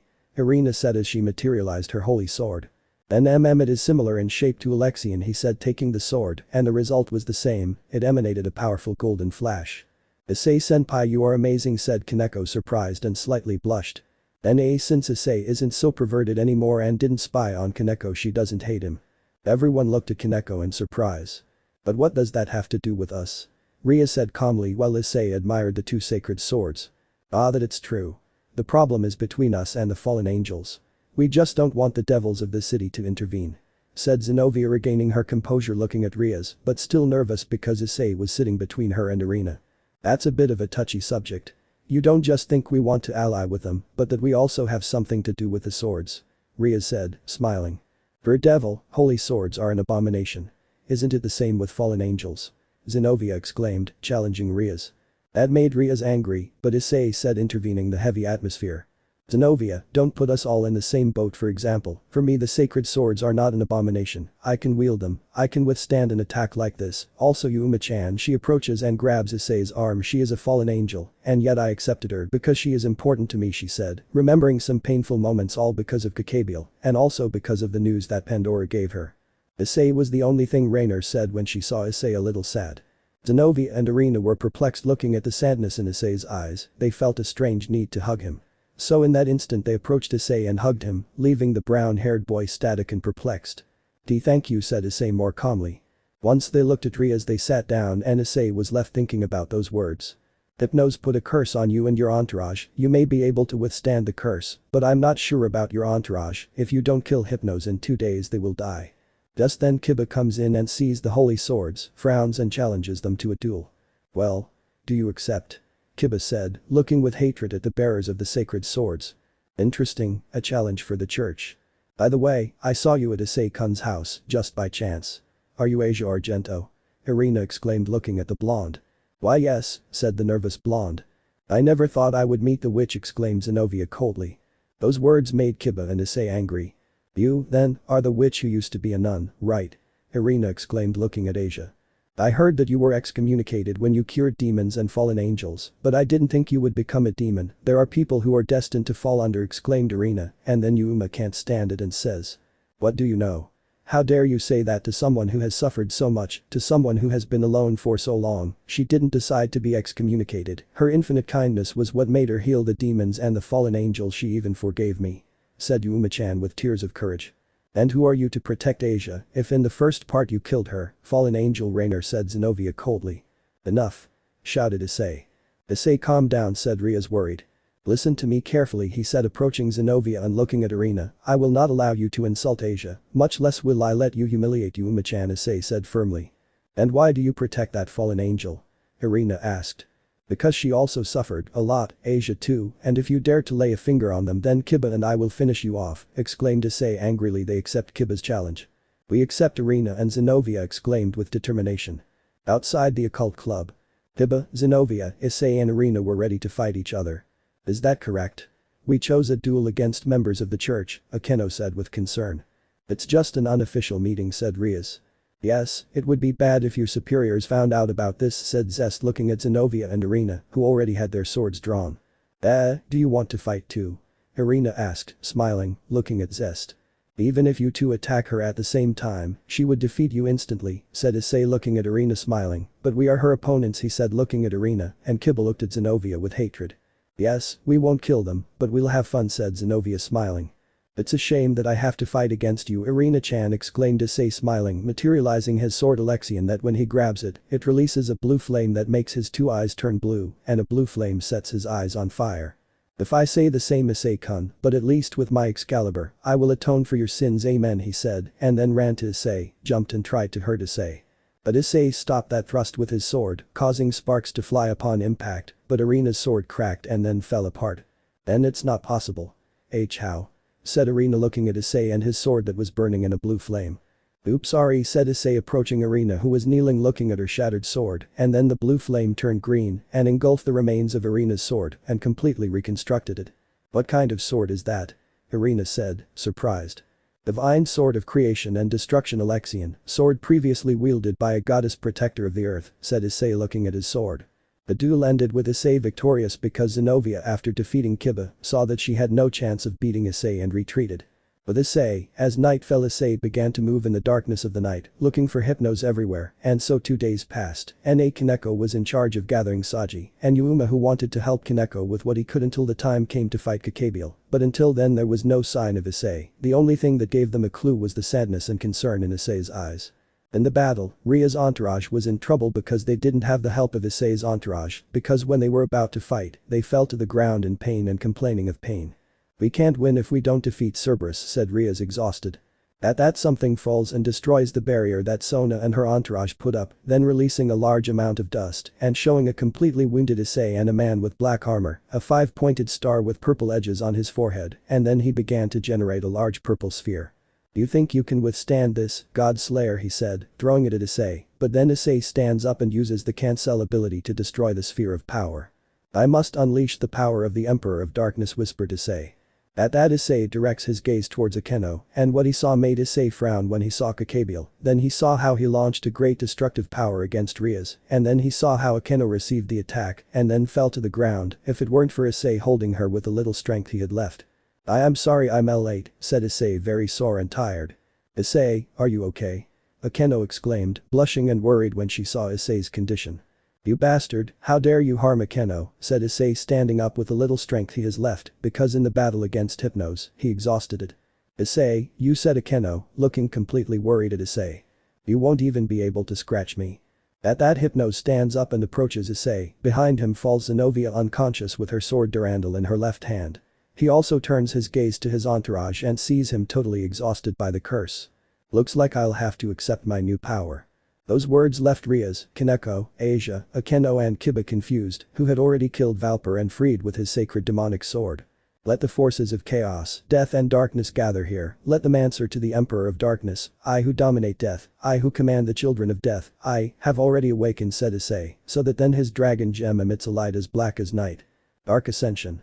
At that moment, Issei is enveloped by black flames coming out of the ground, and then the floor is filled with cracks, so that then Issei rises into the sky at the same time that his eyes and hair turned black, and a necklace with a 5-pointed star hanging appeared on Issei's neck, and at the moment he puts a foot on the ground, Kakabiel and Hypnos are shot back at the same time, that Cerberus was swallowed by a hole that appeared in the ground. Then Issei looks at Kakabiel with hatred, at the same time that Xenovia woke up and Arena was arriving to the fight. You will pay for what you have done, you damn wretch, said Xenovia looking at Kakabiel with hatred. And that Issei rushes against Hypnos with his Hellsword, causing a great explosion of purple and black tones. Kakabiel just looked at Xenovia smiling, ignoring Issei and Hypnos. You know, I'm still surprised that you can fight, even without being a true carrier. Kakabiel said, smiling. What do you mean? Answer, Kakabiel. Xenovia exclaimed, confused. This one just laughs and answers. I see. I'm trying to start a war here, so I guess there's no need to hide it. God and the 4th Demon Lord died during the Great War. Kakabiel's words left everyone frozen except Issei and Hypnos, who, although they heard him, ignored him because they already knew and continued their fight. You're lying, said Xenovia and Arena, astonished. Is God dead? Rias exclaimed, looking at Issei, who, despite hearing it, continued fighting. Issei. At that, Hypnos and Issei fall to the ground with serious injuries. Good fight, God of Sleep, Hypnos, but I win, said Issei, standing up. Call from the grave. After that, a bunch of skeletal arms grabbed Hypnos, and the earth swallowed him. And you stop the nonsense. I'm not going to let my friends, my city, be destroyed by your selfish excuse, said Issei, smiling. Although he was very badly injured, he was still standing. That courage and determination surprised everyone, and Arena, who had heard, remained steadfast and showed her angel wings, surprising everyone. I already said that I felt the presence of an angel, said Issei calmly, but don't you think you should appear already, Hayuyuku? At that moment, a blue light comes down from the sky and lands in front of Issei, ignoring Kakabiel. It's been a while Sekiryuite said a female voice inside the balance breaker that disappeared showing a woman with white hair to the waist and beautiful blue eyes, imagine her clothes as you like, breasts 97, waist 50. Hip 90. They told me you were cute, but they didn't tell me you were so hexy said the albino in a perverted tone. Thank you said Issei. At that, Hahiryuiku makes its balance breaker appear and flies against Kakabiel, grabs him by the neck and rises into the sky and makes Kakabiel hit the ground, making him disappear and at the same time the magic that he used is dispelled. Okay, now that I'm done with my work, let me introduce myself. My name is Valerie, carrier of Albion, said the white-haired woman. I will only say 3 things, 1 you are very beautiful, 2 would you like to be part of my entourage, and 3 good nights at that Issei faints because his body can't take it anymore due to the wounds. Harem notice. Well, several have already left their Zuculento's comments of those who want him to join Issei's harem, the next ones to join will be Xenovia, Seraphol, Irina, Sona and Rias, Akeno, Anafis, Gabriel, Penemu, Asia, Kaneko, and others.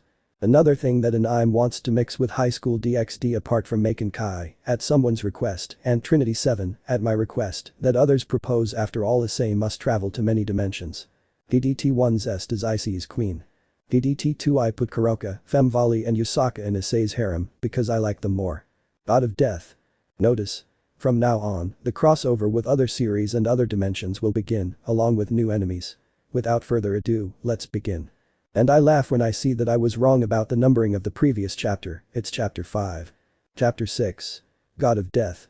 After the events of the battle against Hypnos and Kakabiel Issei woke up in his bed. You can see Issei waking up very sore, but happy to have stopped Hypnos who once died the curse was lifted.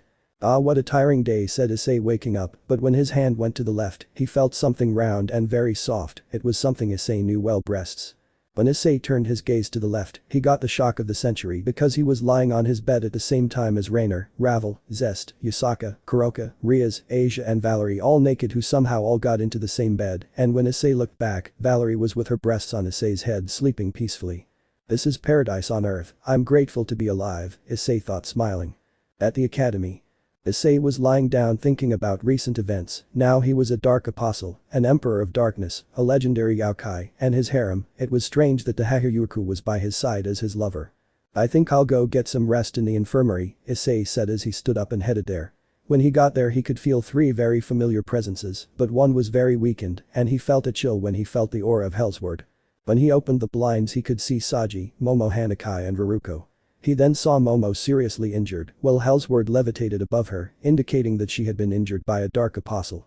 After a few minutes Pandora appeared giving Issei the necessary ingredients to treat those wounds, Momo-chan was surprised to see Issei's power and his ability to heal her, and then Saji asks.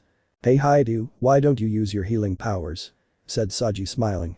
Simple, for that I would have to kiss her, said Issei still concentrated on healing Momo-chan's wounds, who blushed upon hearing the word kiss when Issei finished he spilled drops of blood on some bandages so that they would shine and relieve Momo-chan's pain little by little. At that moment Tsubasa Yura arrives, equally injured or even worse than Momo-chan. Issei knew that Yura loved him, so he just approached her and kissed her, making her blush, but she kissed him back after that Issei faints, because when he kisses someone to heal them, he wastes a lot of energy. The next day, student council. Issei entered the council room and there were Rias, Akeno, Sona, Tsubaki, Pandora and Surzich's why. I know. I feel like they're going to kill me Issei thought. Issei, we want you to join the student council. Sona exclaimed smiling. Well that's no problem I accept said Issei with a wide smile. I want you to awaken a new power that I have given you, I think it was called Maken Kai or something like that said Pandora, without giving it much importance. For that you will need the exchange students who will come from the Tembi Academy. And to prevent riots I want you, along with Momo-chan, Tsubaki and Yura, to form a team to prevent riots exclaimed Sona. That made Yura and Momo-chan blush, who had been doing that lately, but ignored it, unlike Momo, Yura stifles a scream, knowing that she will be close to Issei, Tsubaki just smiles, so she will know how strong Issei is, and see if he can make her king happy. Because all Tembi students have Maken Kai, and since we don't know much about it, you will take care of Issei, said Rias smiling. Okay, understood Issei said lazily and Surzich's. I just came to give you someone who wants to be by your side at that moment. Grafia appears behind Surzich's surprising Issei she fell in love with you when she saw you fight against Razor and against Kakabiel and that Hypnos guy. Issei and Rias were shocked, but Issei blushed. It will be a pleasure to be by your side, Issei said Grafia, going to Issei and kissing his cheek. Issei smiled, but his smile vanished when he saw Rias and Sona emanating great power. Vito thanks Urziches and something else, Issei asked. Yes, Ajuka asked me to give you this. At that Urziches takes out 2 queen pieces, surprising Issei and the others. I don't understand how it's possible, but now you can have 3 queens, lucky. After that Urziches disappeared without further ado. The next day, Issei was standing next to Sona and behind him her entourage was waiting for the new students. It's almost time, exclaimed Sona looking at the clock. Yes, let's wait that everything goes well, said Issei looking at the door. At that, around 12 people entered, 11 of them were women, 8 of them with voluptuous bodies, and 3 of them with a body like Sona's, and a man XD.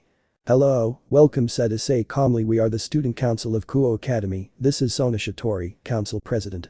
Welcome exchange students from Tembi Academy. First of all, we know that you have a power called Maken Kai. I warn you not to use them here in Kao, please. Without further ado, Issei, Tsubaki and Momo, guide them to their respective classrooms, said Sona neutrally. Sona, Kaicho, Digerin, Momo and Tsubaki.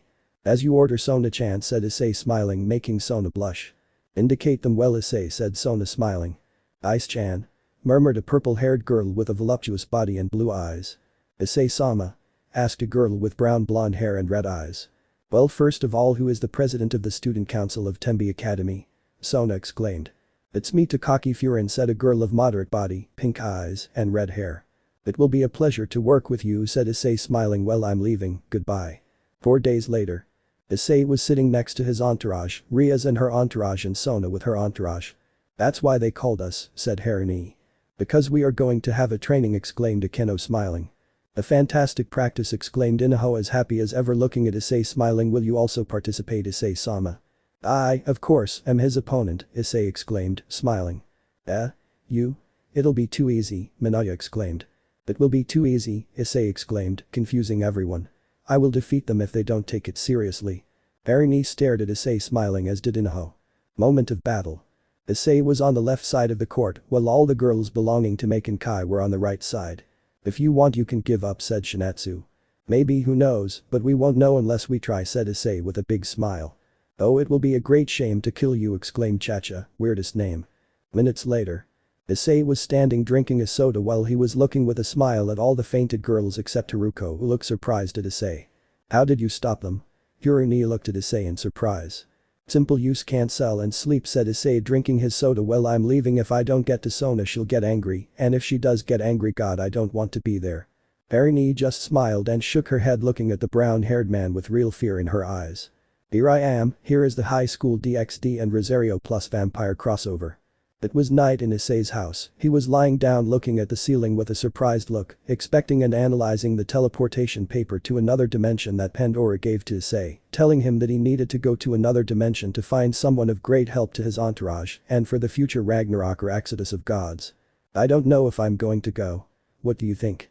Drake, I already talked to the girls and they agree that I can go, but I'm not sure, Issei exclaimed. I'm really worried about going to other dimensions, so my opinion as a dragon tells me you'll be fine. Drake exclaimed calmly. Well, if you put it that way. At that moment Issei sends a bit of his power so that the paper would shine and rise into the sky and open a portal to another dimension. I just hope I don't die, Issei exclaimed, smiling. Hours later.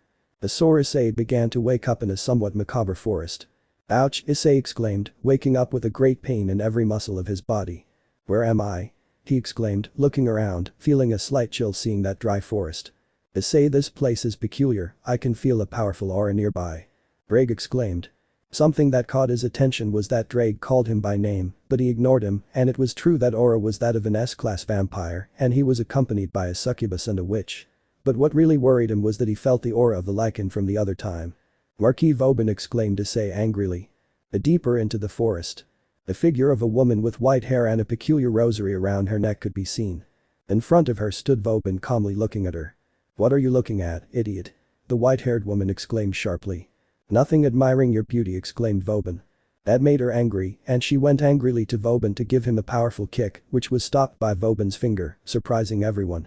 Mocha-san, exclaimed a boy with brown eyes and hair full of wounds like the succubus, who had blue hair and a good body like a brown-haired witch and a Masu Shaoju-style outfit. Very weak, exclaimed Vauban looking at Mocha. Babayan. Issei's scream was heard, but when Vauban saw him it was too late because Issei had given him a tremendous punch in the face, sending him flying several meters back. "Damn you!" Vauban exclaimed angrily, lunging at Issei, bringing out his claws to try to dig them into Issei's torso. For his part, Issei dodged it by rolling to the left and kicked him in the ribs, breaking them. "You've improved, little demon," Vauban said with a smile. "Now I can beat you, damn it," Issei exclaimed with hatred. Mocha and Sukyun, who were the only ones aware, saw that with great astonishment. The power that both emanated was tremendous. And that Vauban transforms into a lichen, leaving Mocha and Sukyun astonished. Issei activated his Mystic Fox Yokai form, revealing his now 10 golden tails. Issei's tails are like Miko-sama's from No Game No Life. This left Mocha, Sukyun and Vauban shocked. "Believe me, my level is even higher now," Issei said seriously. At that, Vauban just grits his teeth and closes his asshole and throws him at Issei to try to bite him, but Issei was behind him in a jiffy and then gave a spinning kick to the liken's neck, leaving a large crater while a golden light was emitted. "Damn!" exclaimed Vauban, grabbing Issei by the leg, throwing him to the ground, but Issei puts his arms on the ground and spins backwards to then land on his feet completely unharmed. After that, Issei begins to materialize a spear of purple light in his right hand, while in his left hand, he begins to concentrate his senjutsu to then launch it against Vauban, who was completely injured after receiving that attack. Dark Dimension. After that, a black hole began to form beneath Vauban, swallowing him and plunging him into darkness. "Phew, that was very easy," said Issei with a big smile. At that moment he felt imminent danger, and that's when he turned his gaze to Mocha. When he saw her at that moment, he saw a spear of light heading towards her. He knew that she was a vampire, so if that spear touched her, she would die. At that, Issei stands in front of her. It should be said that Sukyun was unconscious from the wounds made by Vauban. At that, Mocha was in shock, and at the same time a little of Issei's blood reached her lips. She instinctively licked it and was fascinated by the taste of Issei's blood, but then she saw Issei exhausted and decided to look where the spear of golden light came from to run into someone she didn't expect. "Betrayal!" exclaimed Issei, confused and angry. "Hello, demon," exclaimed this one with a smile. What are you doing here?" Issei exclaimed, worried and in pain. "Well, someone called Thanatos freed me and sent me here," he exclaimed, smiling while spreading his 10 fallen angel wings. Issei for his part deactivated his Yokai mode and then said, "Let the forces of chaos, death and darkness gather here, let them answer to the Emperor of Darkness. I who dominate death, I who command the children of death, I have already awakened," said Issei, so that then his dragon gem emits a light as black as night. Dark Ascension. At that moment Issei is enveloped by black flames coming out of the ground, and then the floor is filled with cracks, so that Issei then rises into the sky while his eyes and hair turn black, and a necklace with a 5-pointed star hanging appeared on Issei's neck. "Let's get this over with," Issei exclaimed, smiling. "Idiot. Don't underestimate me," he said, creating a spear 3 times bigger than the previous one and throwing it at Issei. He only stretched his right arm and then created a spear of red light as big as Kakabiel's and threw it at him and then created a huge explosion. Then Kakabiel and Issei moved at great speed and then impacted their fists in each other's faces. The moment they both did this, Issei was shot at Mocha, falling on top of her, giving her a kiss by mistake, but since Kakabiel's blow was tremendous, he had blood on his lips, which made Mocha unable to control herself and continue like that, increasing the kiss. It should be said that Issei was in complete shock and Kakabiel was angry because they were ignoring him. Issei and Mocha began to rise in the sky at the same time that Issei's aura and Mocha's, the white-haired girl, joined into a single aura, both being at the same level of power. What just happened, Issei thought. "You also gave her part of your power, making her a vampire." Pandora's voice was heard, who was somewhat jealous. Kakabiel couldn't stop shaking because even though Issei was powerful, now Mocha was too. Dark Dimension. They both exclaimed, only for Kakabiel to be swallowed by the same black hole. Days later. Issei had enrolled in Yokai Academy on Pandora's orders because after all, Issei had exceeded the limits his body could endure, again, so it was going to take a long time for Issei to return to his respective dimension. Issei had also become friends with Sukyun and Mocha, although he preferred the other Mocha. At that moment the teacher, who was half cat, told everyone that they had to join a club. Issei joined the swimming club, Sukyun wanted to join the soccer club, but when he saw the girls from the swimming club, Mocha decided to join too. She wanted to do so just to be close to Sukyun. The same with Kurumo and Yukari. Issei approaches Mocha. The moment he approaches her, she is startled because she knows the other Mocha's feelings towards him. "I'm sure you want to join the swimming club because since you're a vampire, the water will really hurt you," Issei exclaimed with a hint of worry. "If it's because I'm close to Sukyun, it's fine," said Mocha, blushing. "Sai, it's okay, but don't overdo it," said Issei before standing up, but when he did, Mocha grabbed his arm sleeve. "The other me is very much in love with you," exclaimed Mocha, smiling. What are you saying? And no, it's not true, said Mocha's Rosario. Issei just smiled and said. Well, I'm in love with her too. Without further ado, Issei walked out calmly. This surprised the other Mocha, while the pink-haired girl was laughing out loud. Days later. It had been 2 days since the incident with those mermaids where Issei by mistake almost killed them from a nosebleed because with Issei's arduous training his body improved remarkably, which made the women devour him with their eyes. Journalism Club Hall. There sat Issei, Mocha, Kurumo, Yukari and Tsukyun, and in front of them was Shizuka-sensei. Sensei, your tail, said Issei smiling. Unlike the other day, Sensei did not scratch Issei, she just thanked him and put away her tail. After Tsukyun caught Jin spying on the girl's panties, Jin told him that it was Tsukyun who saw their panties, causing Mocha and Kurumo to slap him. After that, Tsukyun kept insisting that Mocha apologize to him, which didn't happen, and then he thought, I must become strong. After that he stopped insisting that Mocha forgive him and went with Issei to train a little. The next day. Mocha was ignoring Tsukyun as revenge for having seen her panties, but Tsukyun, being somewhat worried by what Issei told him, forgot about Mocha for a while and just repeated the same thing, I must protect them. That action surprised the girls. In the afternoon, Tsukyun tried to apologize again and explain everything, but the result was zero. Then Jin appeared and told him that he would help him. Yes, of course. In that, Issei arrives and asks him to help him with something, leaving Jin with a word in his mouth and just smiles, and after that he leaves. Han Issei white Tsukyun. Tsukyun, we have problems. I have detected the presence of a god of death here, exclaimed Issei with concern. That's very bad, Tsukyun exclaimed seriously.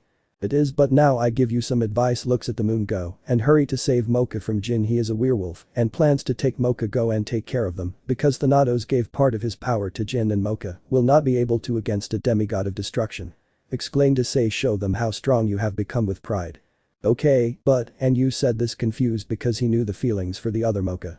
I'll just go face Thanatos, goodbye, said Issei before disappearing. At that, Tsukyun begins to levitate thanks to the telekinesis he learned from Issei. With matcha. Jin was about to attack Mocha when Tsukyun appears and kicks him in the jaw, sending him flying backwards, but he remains levitating in the air. While everyone was surprised to see Tsukyun's potential, Jin runs to Tsukyun, but he punches him in the stomach. Jin charges a power of ruin, and Tsukyun charges a power of lightning. Both powers, when they collide, create a huge explosion, nullifying both. Taking advantage of the dust, Jin tries to hit Tsukyun, but he stops him with aerokinesis and sends him flying through the sky and makes him fall to the ground, creating a huge explosion and a crater. KO. Ice's child. Issei was in the middle of the forest and in front of him was a man with black armor and a 5-pointed star on his forehead, but it was completely purple. Issei activated his boosted gear and attacked Thanatos with his dragon shot attack that Thanatos repelled effortlessly. Issei appeared behind him, surprising him and kicks him in the face and buries him in the ground. Thanatos gets up, smiles and says. Not bad, I expected nothing less from the one who killed my younger brother, exclaimed Thanatos before creating a purple sphere of power and throwing it at Issei. He barely summoned a new sword and split it in half. When he summoned that sword, the impending attack was instantly repelled. Meanwhile, Thanatos just smiled and said. See you later, said Thanatos before disappearing. The next day. I'm glad you were able to control your powers, Issei exclaimed proudly looking at his disciple. Well, I'm leaving. At that moment, a silver aura surrounds Mocha so that a rosary comes out and is shattered. A female figure appears. That's right, gentlemen, it's the other Mocha. I hope you don't forget about me, exclaimed Esta with authority. Of course not. He then takes out a rook piece and places it in his chest so that it later becomes his rook. Tsukyun, now you can take care of your Mocha, use your power wisely or something like that, goodbye, he said and then went through the teleportation portal. How Academia, the human world. Issei was running because suddenly all his girls wanted to go on a date with him and the bad thing was that if he chose one the mess would be created. Give me a break. Issei shouted at the top of his lungs while his girls chased him, including Mocha. Meanwhile, in the underworld. You can see a black-haired girl with pigtails and a pink Masu Shoujo outfit and a magic staff looking at Issei blushing. In Asgard. The white-haired girl looked at the brown-haired boy with a weak smile while only thinking, he is the right one. In the skies. Two blondes looked at the brunette intrigued and blushing, but at the same time serious because although a dark apostle is a being of pure evil. And Gregory. The purple-haired girl looked at the brown-haired boy with interest while laughing. A certain dragon from the dream could be seen looking at Issei intrigued and blushing. Ice's child. Shivers Yuha, what was that instinct of fear that I just felt, exclaimed Issei, who was up in a tree, praying that they wouldn't find him, but the branch broke and Issei was discovered and the girls jumped on him to prevent him from escaping. Dating, harem and problems. Chapter 7. Dates, harem and problems. Our Academy Haidu residence. Issei was sitting on the sofa, and next to him was his lady-in-waiting Grafia and his queen Zest, while in front of them were Mr. and Mrs. Haidu. Okasama Otusama, you know Satan if it's written like that, I mean that me and my entourage, apart from Rias and the girls, we will go to live in my new house courtesy of Pandora and the Mass and Azazel, thank you for everything, exclaimed Issei smiling. Well son, we just wish you good luck and don't make too much noise, exclaimed his mother. Mom? Issei exclaimed blushing while Grafia just smiled and Zest was nervous. Ito, Issei Daiho Zest nerviosa. Yes, what's up Zest said Issei smiling looking at his blushing queen. At that Issei remembered something important and started searching in his pockets. When he found it he took out a ring and said. Zest my heart wants to ask you a question for a while, now we know you are by my side all the time, so why you ym with me said Issei sitting on his right knee, stretching out the box and showing a beautiful ring. Everyone was in shock while Zest cried with happiness because no one had ever treated her like that and had shown her true love. Rias was about to protest, but remembered that Issei being half-dragon can have several wives and endless lovers. For his part Issei was very nervous and his parents were excited. I accept, Issei I accept to be your wife, said Zest with tears of happiness at that Issei delicately takes Zest's right hand and grabs her ring finger and nervously puts the ring on it. At that Issei stands up and Zest jumps towards Issei and hugs him. Issei reflexively hugs her waist and they spin around a few times so that then Zest gives Issei a kiss on the lips and he reciprocates. The applause was not long in coming, it should be said that Surziches, Azazel and Michael were there. The next day at Issei's house. Everything is ready Anada said Zest happily looking at Issei. Thanks Zest he said approaching and giving Zest a kiss. Everything went normally Issei was sitting on the roof contemplating the night sky thinking about what he should do. Many challenges awaited him among them is Ragnarok and the Exodus all the gods of creation will face against the dark gods and the evil gods unfortunately there were only 8 gods of creation against 18 gods of destruction and 6 gods of great darkness, luckily they had the heroes and the demigods on their side. Everything will get too complicated in a few months, said Issei looking at the night sky. It's not true Pandora said Issei turning around and running into Pandora looking at him with a smile on her face. Hello my darling said this smiling stealing a kiss on her lips. What brings you here? Issei said smiling, looking at Pandora. The day after tomorrow you will go to another dimension.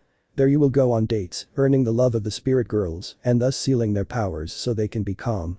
Later, when you return, they will accompany you back said Pandora, placing Issei's head on her legs. Sounds good to me, said Issei calmly at that moment Zest goes up to the roof and sees the scene and gets a little jealous and lies down next to the brown-haired boy. Girls, it's cold here, let's go down and sleep peacefully, yeah, right. Then Issei's house is the same as the one in the Born Saga. But Inaho, Haruni and Himigami. They were all having dinner quietly until Inaho spoke. I wonder when I'll be able to talk quietly with Issei-sama. Inaho exclaimed smiling. I heard that he is very busy because he is part of the student council and also the occult club and he is also the successor to the presidents of both clubs, Haruni exclaimed happily. Well yes, that's not to mention that he is the best student and is also desired by all the girls and admired by others, plus his grades are impeccable, plus he is Himigami was saying. He is stronger than all the Makenkai together, said Haruni smiling. Oh Issei-sama has really become very strong, said Inaho smiling. Then Chacha and Takaki arrive. It is said that he has a harem said Chacha smiling. Personally, I wouldn't mind being in his harem. This surprised everyone and Inaho spoke. Me neither said Inaho, also smiling. That's unacceptable, a harem is said Haruni nervously and angrily. Anyway, leaving that aside, tomorrow the student council president Sona Citri has called us for a meeting tomorrow morning, said Takaki. Hi! Exclaimed everyone except Takaki. The next day there were the occult club, the student council and Issei and his entourage in front of them were all the Makenkai. Do you believe in angels, fallen angels and demons? Sona asked. Well not entirely but yes said Takaki. What would you do if you met an angel? Irina asked. Well, we would just get along with him, Chacha exclaimed. And what would you do if you met a fallen angel? Rainer said. Well, we'd be cautious, Shinatsu exclaimed. And so it happened, everyone introduced themselves except Issei and Basara, N.A. Basara is Issei's knight. And you exclaimed Himigami. I am a former hero of the Basara clan of heroes, he said seriously. I see, Satu said nervously. And you Issei-sama said Inaho with his characteristic smile. I am a dragon, fallen angel, mystical yokai, supreme class demon, dark apostle, emperor of darkness, god of darkness, demigod of creation, hero, magician, elementalist and necromancer. That for now said Issei smiling bringing his eyes, index finger and thumb to his chin taking a thoughtful posture. This left the Maken Kai speechless. Ah, and Rias Gremory's pawn, Sona Kaichu's assistant and Pandora's champion, said Issei with a smile. After that almost all the Maken Kai fainted from the excess of information. And that thing about your harem is? Imagami was saying when Issei just interrupts. It's totally true, said Issei, at that the girls in his entourage and the girls in the Gremory entourage, Irina, Sona, Yura and Pandora, get together with Issei. All the Maken Kai were surprised, but Harini emanated a dark aura. After a few minutes they woke up with difficulty. Days later, a live universe. Damn, exclaimed Issei, sitting in a tree with fear under the branch in which he was standing. A bunch of girls from his now new school were trying to grab the brown-haired boy. Reason is very simple. Flashback. Issei was eating quietly with his friend Tabiichi Origami in classroom 2-4 when his friend Tanamachi came up with an idea. Hey girls, whoever hugs Issei for a minute will have the right to have him at their service, exclaimed the black-haired man. Hey, wait, what? Issei exclaimed, very nervous when he turned around. All the girls and some teachers were looking at him like a predator looking at its prey. On your marks, get set, go, said Tanamachi, smiling. Run bitch run, thought Issei, running like lightning. Behind him are all the girls, except for a blonde, a brunette with shoulder-length hair, and a purple-haired girl with glasses. That Haidu Issei is famous, said the blonde. So it seems, exclaimed the chestnut. Degenerate, said the one with glasses. Vindel flashback. Issei was on the tree branch looking at the girls in fear. If I fall they're going to grape me, Issei thought. Wait, is that good or bad? At that moment he felt arms hugging him. When he turned his head he saw his friend. Tabiichi Origami, Issei thought nervously. When a few seconds passed, Issei broke free from her grip and jumped from the branch, rolling a few centimeters before running like crazy. When he thought he had lost him again, Origami cornered him, only this time she fell on top of Issei. More specifically, Origami fell sitting on the brunette's face, while the girl dropped her face into the brunette's crotch, causing her junior to wake up, pointing at the albino's cheek, blushing. Her the stupidest thing is that neither of them moved even an inch. Origami, for her part, feeling Issei's breath on her femininity, began to drool on his pants and made Origami shudder. After a minute, Issei was sitting there next to Origami without saying anything. He was about to say something when suddenly the earthquake alert was heard. Origami ran to who knows where while Issei walked slowly but surely towards the center of the city. After all, he was practically a god. Wow, there's quite a commotion around here, huh, said Issei, looking at the deserted place. And that in the distance I see a strong explosion creating a large shock wave, and Issei doesn't even flinch. It raises debris that impacts him, and Issei doesn't even flinch. Creating a sphere of energy, he pushes aside all that debris and dust to continue with his trajectory without interruptions. Then he goes where the explosion came from. He saw a large crater, and in the center he sees a purple-haired girl with a quite attractive body wearing violent armor. On the edges of it were golden above the part of armor that covered her breasts. He saw a bow tie on the parts of her waist down. He saw that she was wearing a white veil, something pink on her waist. She had a black cloth that also reached her lower belly. On top of her hair, she had a kind of purple headband with golden touches on the edges. It had the shape of a bow tie. On her neck, she had a purple cloth that covered her, and a light blue-green gem that worked as a brooch. Her right leg was raised, resting on the side of what appeared to be a throne, and on it was a sword nailed. Around her were powerful traces of purple magic, and to top it off she noticed Issei's presence. Shit, thought the brown-haired boy.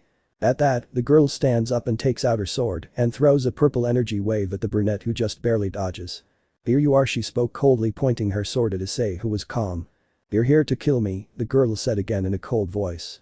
This made Issei open his eyes, and that calm he had vanished. You come to kill me, the girl said again, looking at Issei coldly. If that's the case, it would be better to finish you off quickly. Wait, stop. I'm not going to do that, said Issei, calm and nervous, trying not to screw up. What? The girl said, amazed and confused. I would never do that, Issei said again, stuttering. Who are you? At that moment, they both looked at the sky and saw 5 lights coming towards them at great speed, showing that they were 5 women with suits and mounts of advanced technology, who, when they were at a prudent height, launched tracking missiles against the girl, who only stretched out her left hand and created a barrier that caused the missiles to be completely destroyed. That's useless, she said with a face that showed some pain. Again the Ast launched other missiles that the purple-haired girl destroyed with the help of her sword. Issei Solo Maraba.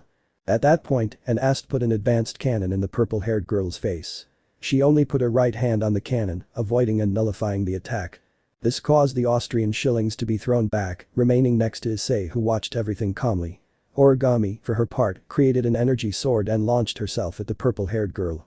The moment both attacks met, they created a large shock wave that revealed a sphere of energy in shades of purple, white, and some blue colors. Issei just looked at everything, surprised to the point that he forgot to create an energy field around himself, receiving the attack suddenly. Some time later. Issei is awake in what appeared to be a hospital room or something like that. When he woke up he saw a woman with somewhat disheveled silver hair, sky blue eyes and dark circles under them. She was wearing a cream-colored jacket with brown details on the collar and sleeves, as well as a stuffed animal in the pocket of her jacket. "Who are you?" Issei asked with a headache. My head seems like I drank 15 cases of beer, 6 bottles of vodka, 3 of tequila, 1 of cognac, and 3 bottles of dragon drink. Issei thought, no, that was last week. "I'm the analysis officer Murasum exclaimed. "Don't worry, I'm not a doctor, but it wasn't that serious." "Would you mind telling me where I am?" Issei said. "Praxionis Infirmary. We brought you here while you were unconscious." "I see," said Issei, looking at the ceiling. "Aren't you surprised?" Murasum asked.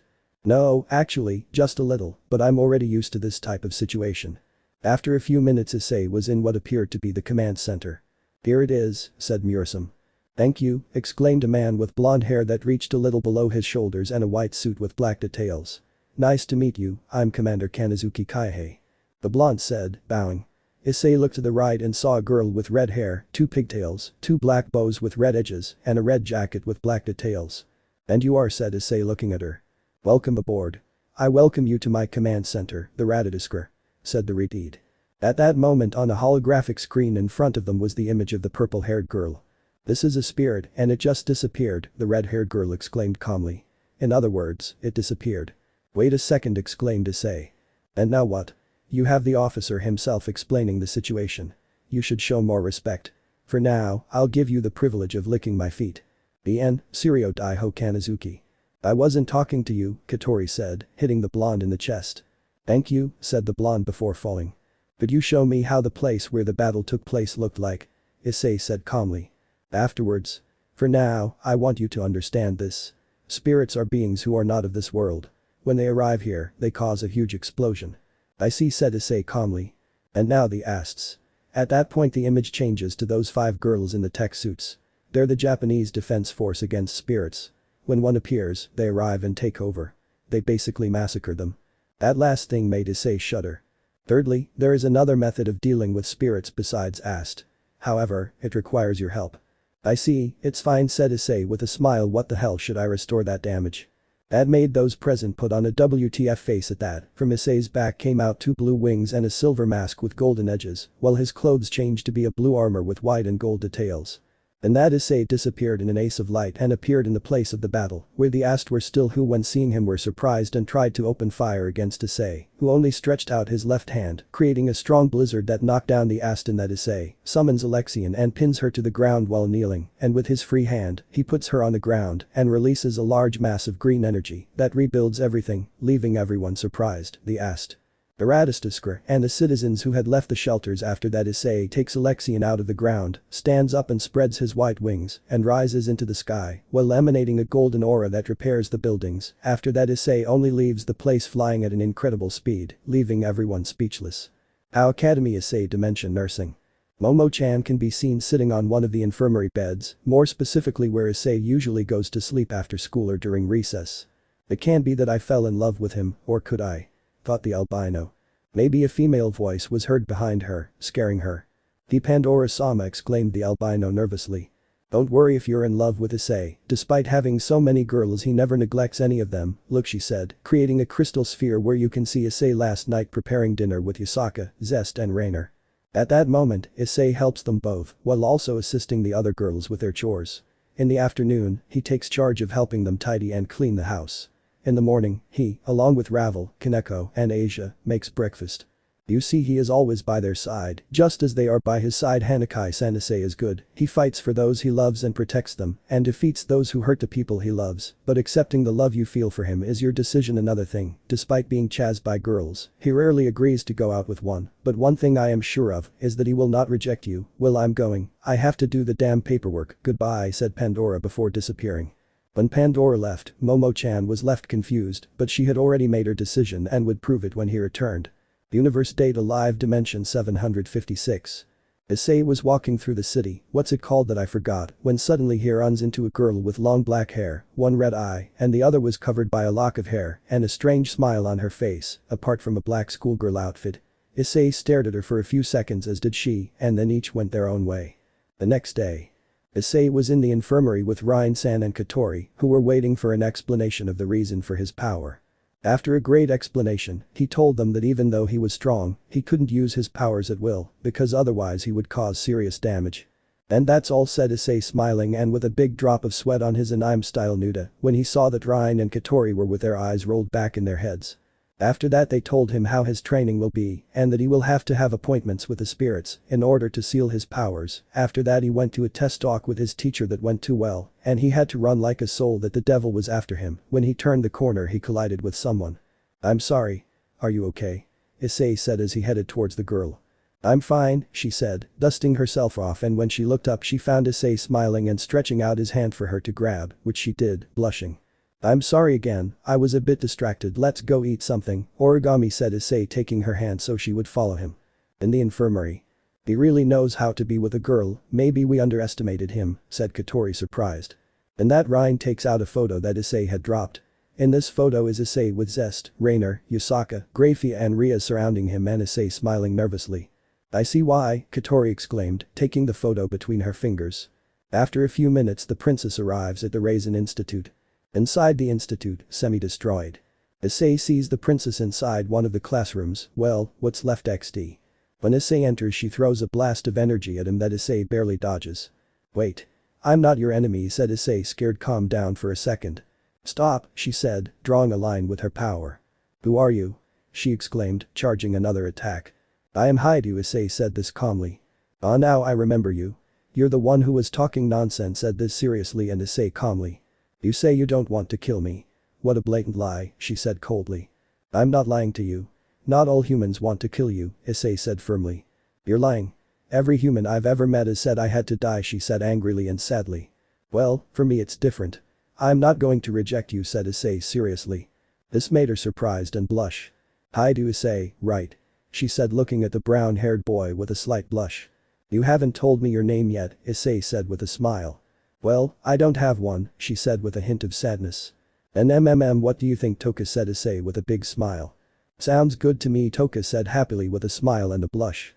After a few minutes Issei was lying on what was left of a wall and next to him was Toka, both talking about trivial things. For his part, Issei told her everything about himself without excluding the smallest detail, which made Toka get excited when she heard Issei, but time flew by to such an extent that it was already 10 p.m.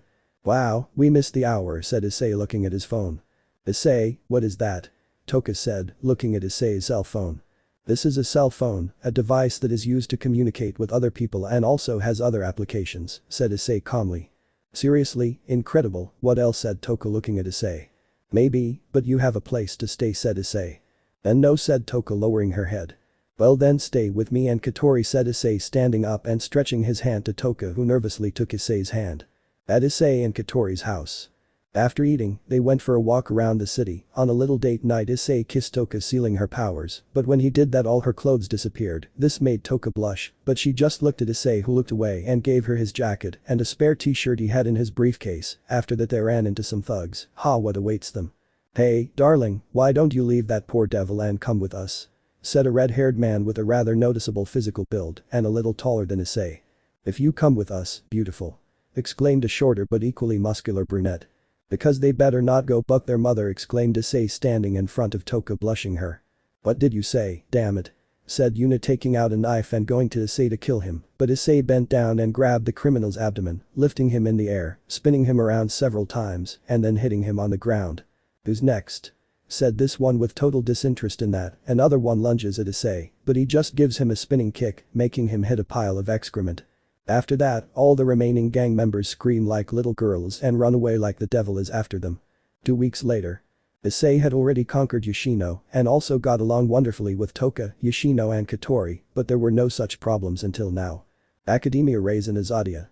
Issei can be seen cornered by Kurumi's clones, while Toka, Yoshino, Katori and Origami were knocked out. "And what will you do now, Issei-san?" Kurumi exclaimed with that typical mocking but sensual tone. Well, at that moment Issei feels a rather unpleasant presence, knowing it perfectly. Spectres whisper. "What did you say?" Kurumi said calmly. At that all his replicas were killed in a jiffy.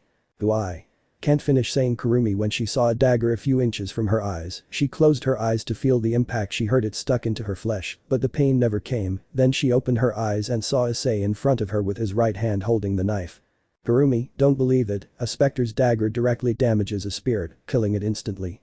At that, the hooded spectre lunged at Issei, throwing them both off the roof, but Issei takes out his fallen wings and summons a spear of light, trying to stick it in his abdomen, but it disappears and appears on the ground. Son of a bitch, said Issei before creating a huge spear bigger than Kakabiel's and slamming it into the ground. And that the spectre appears in front of Issei and gives him a lot of blows to the abdomen and face, but Issei grabs him by the head and hits him against the wall repeatedly. The spectre bends and grabs Issei's neck with his legs and sends him to the ground, impacting him and thus creating a large crater where he stands up. After that, the spectre creates a massive purple energy that he throws at Issei, but he throws a blue energy beam. Upon impact, they create a large explosion and both appeared in front of each other, receiving a punch from the other.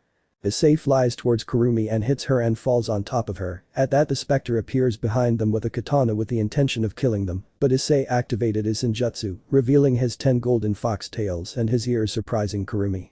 Burn forever, he said, creating a blue flame in his left hand. Flame of the low hell. At that, a whirlpool made of blue fire forms below the spectre and then burns even its ashes and its shadow. "View your find," said Issei, looking at Kurumi calmly. "That will tea, thanks to you," said Kurumi calmly. At that, Issei jumps back, creating that same flame again, evaporating that demon that was about to attack Kurumi. At that, Kurumi activates again that barrier that weakens everyone. "Not again," said Issei, bored. For his part, Issei with his magic cancels the barrier. "Kurumi, listen to me, I'm going to give you the chance to start over," said Issei, but this made Kurumi laugh. "What are you saying?" Kurumi exclaimed, looking defiantly at Issei. "Mind your own business. I don't want that. You can't know unless you try." Issei said with determination, "You too can enjoy a normal life. If not, you wouldn't be able to enjoy your date with me." "But I can't," Kurumi tried to say, but Issei interrupted her. "You can do it. I know you can." Issei exclaimed with determination. "You must make up for everything you've done. But Kurumi, no matter how many sins you've committed, that's no reason not to save you." Kurumi said nervously. At that, Issei stretches his hand in the direction where Kurumi. "Issei-san," said Kurumi nervously, taking Issei's hand. When she did, a golden aura enveloped them, both lifting them into the air, while golden waves began to surround them. "Thus trust me," said Issei to kiss her, only this time he did not do it to seal her powers, but to grant her his "accept my divinity." And that Issei kisses her again, but this time emanates a white and golden aura that envelops Kurumi. After that, both land on the ground and are looking at each other, and that Kurumi hugs Issei and tells him. "I love you, Issei," she said, looking at him. "And I love you," said Issei, this time rubbing Kurumi's cheek. Time jump back to Kuo. Issei returned to Kao accompanied by Toka, Yoshino, Kurumi, Katori, Yuzuru, Kagaya, Miku, Origami, and in case the doubts to Murasame in case things get complicated. Issei's house. When Issei entered his house, he was greeted by Graphia, Zest, Akeno, Rias, Asia, Xenovia, Irina, Ravel, Kaneko, Seraphim, Rainer, Valerie, Pandora, Yasaka, Kuroka, Inaho, Himigami and Haruko, who upon seeing him jumped on him, hugging him, kissing him, and letting them feel their body on every part of Issei's body. "All. We miss you, Issei-sama-san, Naya-kun." "Thanks girls," he said, returning the kiss to each of them. While Kurumi, Toka, Miku and Origami were jealous, Issei also had to give them a kiss. The next day, Kao Nursing Academy. Issei was on his way to the infirmary to sleep for a while, but he was pleasantly surprised to see Momo there looking at the window. When she saw Issei, she was startled and blushed and then told him. "Issei, can I ask you a question?" Momo said nervously. "Of course, Momo-chan," said Issei with his smile just as warm as before. "Well, if a girl who loves you asks you out, would you accept?" Momo said nervously. "Well, it depends on who it is, but if it's someone I like, then I would gladly accept." "Now can I ask you a question?" Issei said, looking at Momo smiling. "Sure," said Momo nervously. "Do you want to go out on a date with me?" he said, looking at a smiling Momo who was more than red and just approached Issei and kissed him. I accept going out with you, Issei," she said, hugging Issei and throwing him down on the bed. "Do you mind if we stay like this for a while?" Issei just denied, hugging Momo, making her closer to him. "I don't know how I conquer girls, but I'm not complaining," Issei thought with a smile. In the gardens of the academy.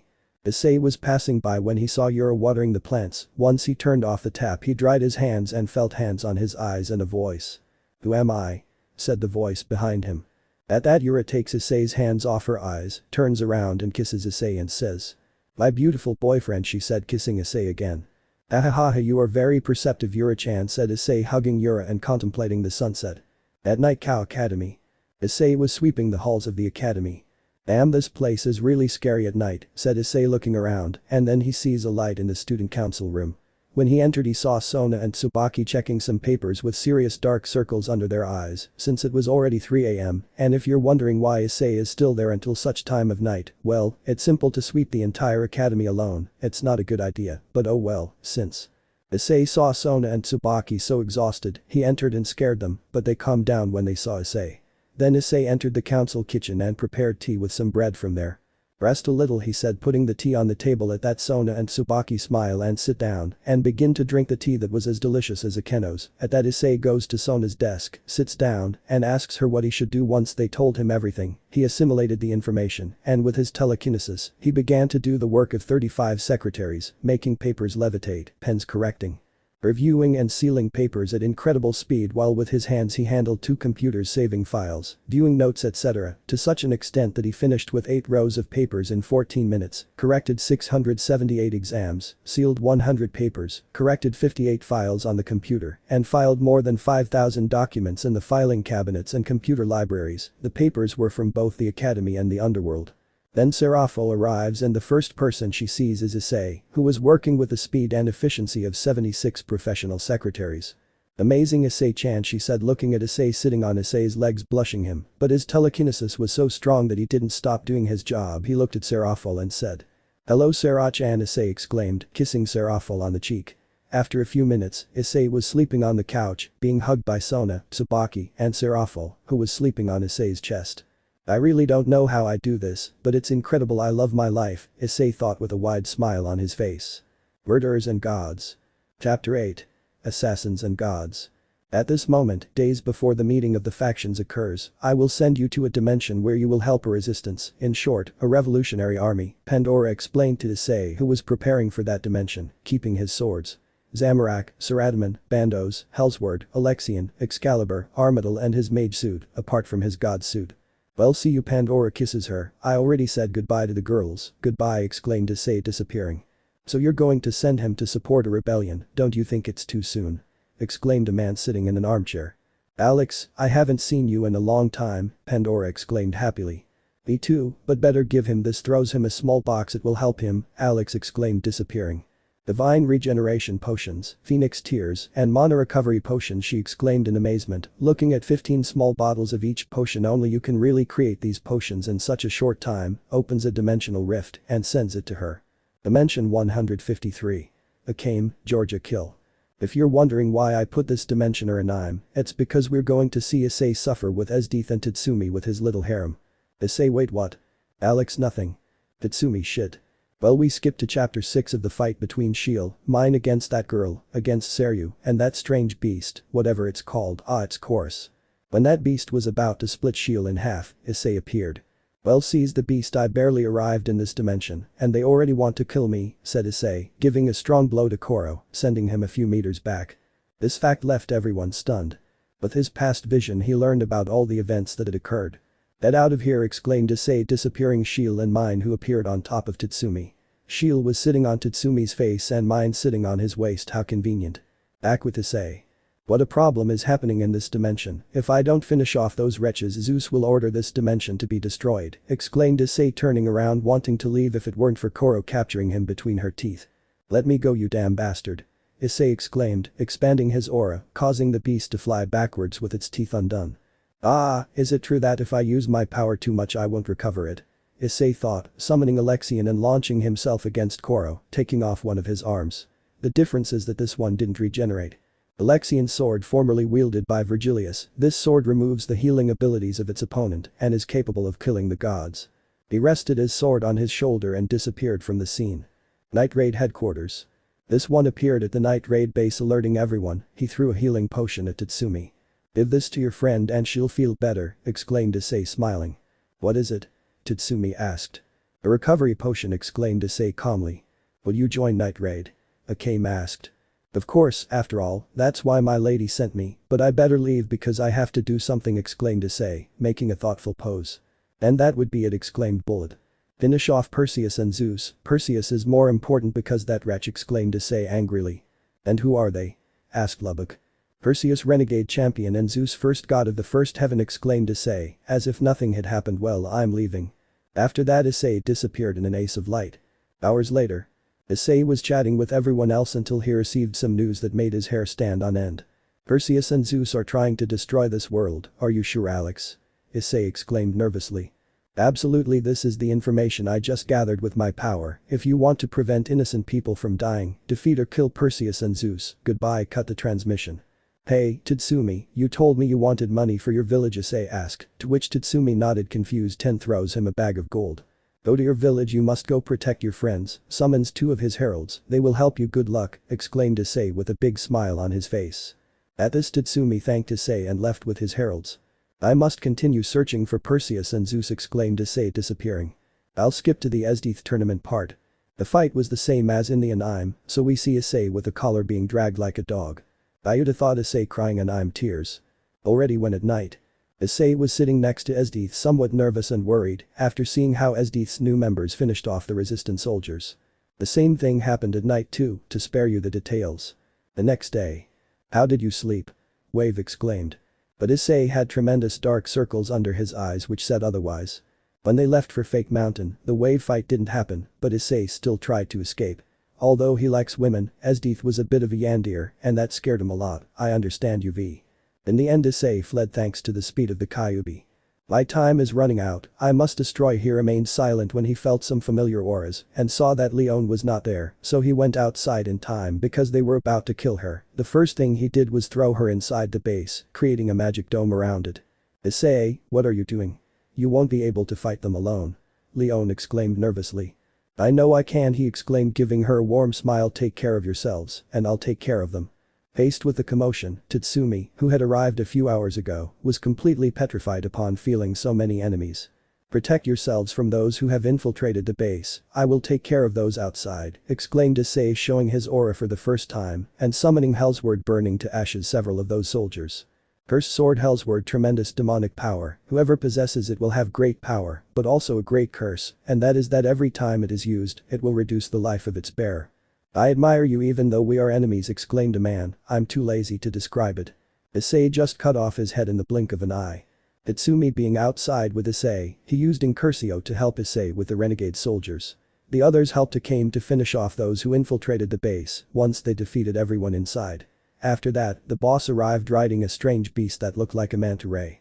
Issei had finished off everyone outside the nace until he and Tatsumi were surrounded. After that Issei fell sitting on one of his knees. As a result the divine wall fell apart. At that moment a guy fell from the air, creating a large crater in the place where he landed on his feet. Come on, finish them off, Susanoo. Exclaimed the boss, what a nickname. At your command, he exclaimed, brandishing his weapon, charging at them all, destroying them. After finishing the battle Issei stared at the sky which was covered with dark clouds. So the time to face those wretches has come, Issei thought worriedly. When everyone was gathered at their new base, they were chatting while Chelsea was looking at Issei, worried or rather confused because he hadn't said a single word. I must defeat all of their heralds, this is very bad, it's going from bad to worse, I must give those two what they deserve, Issei thought as he started walking. Where are you going? Chelsea exclaimed, drawing everyone's attention. I must start making my move, they have already made theirs, he exclaimed, leaving the new recruits confused. So it's about time, Tatsumi exclaimed worriedly. I must protect everyone, even at the cost of my life, it is my duty as Pandora's champion, exclaimed Issei, crestfallen. Good luck, Shield exclaimed, hugging Issei. Thank you, said Issei, saying goodbye to everyone. Keep the potions, they will help you if someone is about to die, use them with caution, exclaimed Issei, turning around. Days later. After saying goodbye to Night Raid, Issei began to search for Perseus and Zeus everywhere, in short, by sky, sea and land. After that he stood on top of a mountain, contemplating the landscape, using his eagle vision to search for those two traitors. Hours after that he detected the presence of Perseus and Zeus. These presences were truly nefarious, it was clear that they truly wanted to destroy this dimension, so he put his plan into motion and summoned his allies, i.e. heralds. What he didn't count on was that Esdeath and her guard were on this land. After a few seconds he was already face to face with Zeus, Perseus and their respective army. Get out of the way, Zeus exclaimed with authority. Force me, you old son of a bitch. Issei exclaimed, activating his divine ascension.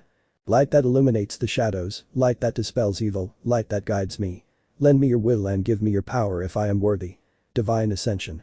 After that Esdeath arrives along with her new guard, and when she saw Issei she was happy, but that joy turned into anger when she saw the enemy army in front of Issei, with the intention of killing him. But then she saw how Issei was enveloped by a white aura, while a white halo appeared on his head, his hair turned white, his eyes blue, 2 pairs of white wings appeared which were enormous, these measured 4 meters long and 2 wide, his clothes became a white tunic with a golden cross hanging from his neck. "I will destroy them here and now," exclaimed Issei appearing to Saradomin. And bandos in his left hand. After that Perseus launched himself against Issei, preparing a strong blow with his left hand wrapped in blue flames, a blow that Issei dodged. The good thing about this ascension is its light speed, Issei thought with a smile, defeating Perseus by stabbing his 2 swords in the back of his neck, no remorse. After that he received a strong lightning discharge courtesy of Zeus, but Issei stopped the lightning with Saradomin. "You've really gotten old man," exclaimed Issei going against Zeus wielding his 2 swords, giving him a powerful stab in his stomach and a cut on his cheek. "Not a bad disciple of Pandora," exclaimed Zeus. "I am not his disciple, I am his champion," exclaimed Issei freezing Zeus. "You will not escape from my eternal blizzard, the council will judge you, and if you must die then you will die," exclaimed Issei disappearing Zeus, but his army was still missing, and he saw how Esdeath destroyed and dismembered all of Zeus's heralds. "That woman is very scary," Issei thought. "I understand you brother, I know how difficult it is to have a Yandere." After a few days Issei was sitting in a tree thinking. "How strange I feel, since Esdeath has stopped looking for me because she lost my trail I feel incomplete, I think I've gotten used to having her around, it happens to me all the time. Well, since I'm returning to Kau tomorrow and to my dimension, I'll see if I can take Esdeath with me." After that Issei goes to talk to Esdeath in her room. She was lying on her side, you could see that she was sad. Issei only gave a heavy sigh before lying down next to her, hugging her by the waist, surprising her. Esdeath whispered the brown-haired boy, causing her to jump. And so he explained everything to Esdeath, as when you're too lazy to write all the dialogue How dimension, DXD. Issei was calm walking along with Esdeath, who was clinging to the arm of the brunette blushing. When Issei entered his house all his girls saw him and threw themselves on top of him, rubbing their bodies with Issei and Esdeath's, making Issei grab one of her breasts, massaging them. "All, except Esdeath, we miss you. But I was only here for 3 days," Issei thought. "Well, it doesn't matter, I'm glad to have women who care so much about me," he thought. Dragons, angels and demons. Divine realm, Pandora's home. Issei was sitting talking with his teacher Pandora about the dimensions and the problems that lurked in them, explaining every detail of those he had investigated. Pandora told him that in 3 months he would leave to a dimension where extraterrestrial beings called Nova or something like that appeared at the same time that she explained that when he went to that dimension, he could only use his swords and magic techniques at a distance. Something that did not bother Issei because he was good at those aspects, although he had not yet perfectly mastered the power of Zamorak, Bandos and Saradomin, the 4 divine swords created by the ancient gods in the Age of Myth. Zamorak, divine sword of destruction. Saradomin, divine sword of creation. Bandos, divine sword of earth and grass. "Well, I'm going, I have to do some things and prepare for the faction meeting tonight," said Issei before approaching Pandora and giving her a kiss on the lips and leaving in a second. How Academy, Day. You can see Issei running here and there being chased by the girls, not for expiring in the women's bathroom, no, because even if he did this, they wouldn't be bothered because he was Issei and according to them their new prince. The reason was simple: Issei forgot his lunch and his fans found out as well as his girls, and the reason why he ran was simple: if he accepted a bento from one he would have problems with another and so on. Everything else happened in the series, except for the meeting between Michael, Gabriel and Griselda with Issei, Mocha and Akeno. And Issei already knows that Akeno is half demon and fallen angel. How Academy, human world, at night. All the faction leaders were already at the meeting. On the part of heaven there was Michael, Gabriel, Griselda and Arena. On the side of the fallen angels were Governor General Azazel and Penemu. Of the Yaokase there was Yusaka and Kunu. Of the vampires there was Valerie Teeps and Ilmenheld.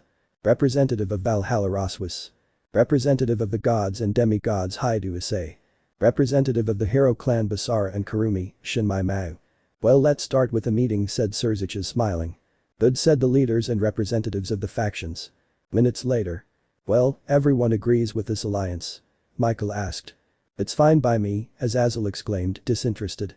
"It's no problem for us," exclaimed Karumi and Basara. "For me too," said Valerie Teeps, nervous because she was next to Issei. "Also F for me," said Rossweisse, equally nervous to be near Issei. "Me too, but first I have to ask for something, no, rather I must warn you of something," said Issei seriously. "What thing?" Penemu exclaimed nervously, seeing the brown-haired man with a slight blush. In approximately 8 months a battle will occur between gods, demigods, champions and heroes against specters, dark apostles, lords of chaos and dark gods. This battle will be known as the Exodus of the Gods, exclaimed Issei seriously. The Exodus of the G-Gods, said Gabriel, looking at the brunette, slightly blushed and worried. Exactly, but before that a fight between them will occur known as Ragnarok. In this fight only the champions of the gods of light and the gods of darkness will participate. In this fight the gods will not be able to hold back the specters, so they have to be alert. We do not know when they will attack, but something we are sure of is that the heavens, the underworld and the human world will be in danger, the same with the spiritual world. Keep that in mind, said Issei with certainty. But we can see with them? Kunu asked nervously. Rest assured Thati no, exclaimed Issei with a smile. But if we can't beat them, what will we do? Answer, idiot. Penemu exclaimed furiously and with a slight blush. Hey cutie, let me finish, okay, exclaimed Issei, making Penemu blush. It's not easy to have all this information and record, even the smallest detail, you know, so that you can face it. We the gods will send our subordinates and heralds to help you, exclaimed Issei seriously. I see, exclaimed Valerie. At that everyone is paralyzed except for Issei, his entourage, and the faction leaders are representatives of the same. That's Georgia Kun's power, exclaimed Valerie nervously. Yes, it seems they are using him, Serziches exclaimed worriedly. In that case, said Issei, standing up, we will have to rescue him. Issei looked at his mistress and his companions, seeing that they were equally paralyzed. Well, what does it matter, I'll go alone, said Issei before disappearing in a flash of light. The cult club. Inside the structure, a bunch of hooded pives and elves could be seen, which Issei defeated with ease. The moment Issei entered one of the club rooms, he saw several hooded women who had trapped Kaneko and Gasper in a kind of artifact made of magic in the shape of an X. Having Kaneko upside down, Issei saw the lowly like that, almost laughed, but held back because otherwise she would beat him up, but he really got angry seeing his two cowhays treated like that. Within minutes he had finished off all those renegade wizards who tried to create a grand mess. But the leaders and representatives of the factions. Azazel was fighting against Kateria Leviathan, who was losing to the Governor-General of the Fallen Angels. Give up already, Kateria, exclaimed Azazel smiling. DSK, don't underestimate me, she exclaimed furiously, about to face Azazel again, and he for his part prepared his golden spear directly to kill Kateria, but at that moment Issei gets in the middle of the two, stopping Azazel's trident with his right hand, and Kateria's blow stopped it with the index finger of her left hand. Ias, exclaimed Azazel, scared because Issei surpassed all the faction leaders. Not for nothing was he the representative of the faction of the gods of the seventh heaven. Azazel and Kateria, stop. Are you trying to kill everyone? The brunette exclaimed seriously. Kateria just walked away from the brown-haired boy and said to him. For me there is no problem, and if you get in my way I will have to kill you. This was said by Kateria, raising her aura to the maximum, creating a pressure in the air, surprising everyone with that great power except for Issei.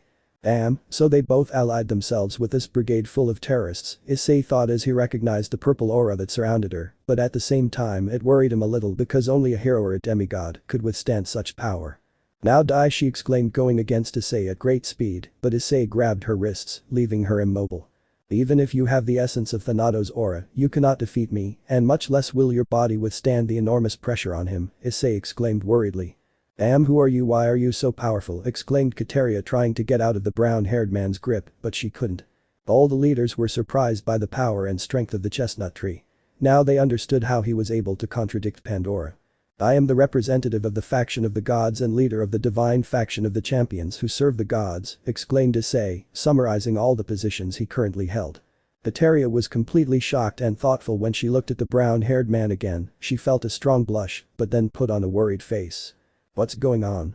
Issei exclaimed upon seeing the expression on Kateria's face. If I fail, they'll kill me, Kateria exclaimed, quite worried. Oh, that can be fixed, takes out Alexian and stabs it into Kateria's chest. Now rest, was what Issei said, carrying her in his arms before she fell to the floor. Everyone except Issei's entourage were shocked by such a reaction from the brunette, but when they got closer, they could see where that wound should be. There was only a mark in which Issei later introduced a rook piece inside it. I Haidu Issei, on behalf of the Haidu house, reincarnate you, Kateria Leviathan, as my rook. I will grant you my protection, and you will serve me as my servant and family, was what Issei said before Kateria rises in the air, giving off a green light with red and blue tones. Minutes later. Issei was sitting on his knees and on one of his legs was resting Kateria's head, who was sleeping comfortably. Then MMGG, what happened, exclaimed Kateria, waking up. I killed you, and now I reincarnated you as my rook, granting you my divine protection, so that Hades, Thanatos and Rizivum do not harm you, Kateria-chan, exclaimed the brown-haired man with a smile. The terrier remained thoughtful until she understood everything and then ran to Issei and kissed him on the lips. Issei instinctively grabbed her waist while she kissed him. "Thank you Issei-kun," Kateria exclaimed happily. "You're welcome Kateria-chan," exclaimed the brown-haired boy with a smile. The smile vanished upon seeing the aura of Rias, Akeno, Ravel, Kuroka, Yusaka, Asia, Rossweisse, Penemu, Gabriel, Griselda, Xenovia, Irina, Kaneko, Zest, Seraphim, Serafal, Sona, Tsubaki, Grafia, Mocha, Kunu, Valerie, Rainer, Valerie, Toka, Katori, Miku, and Yura, who were emanating a dark aura.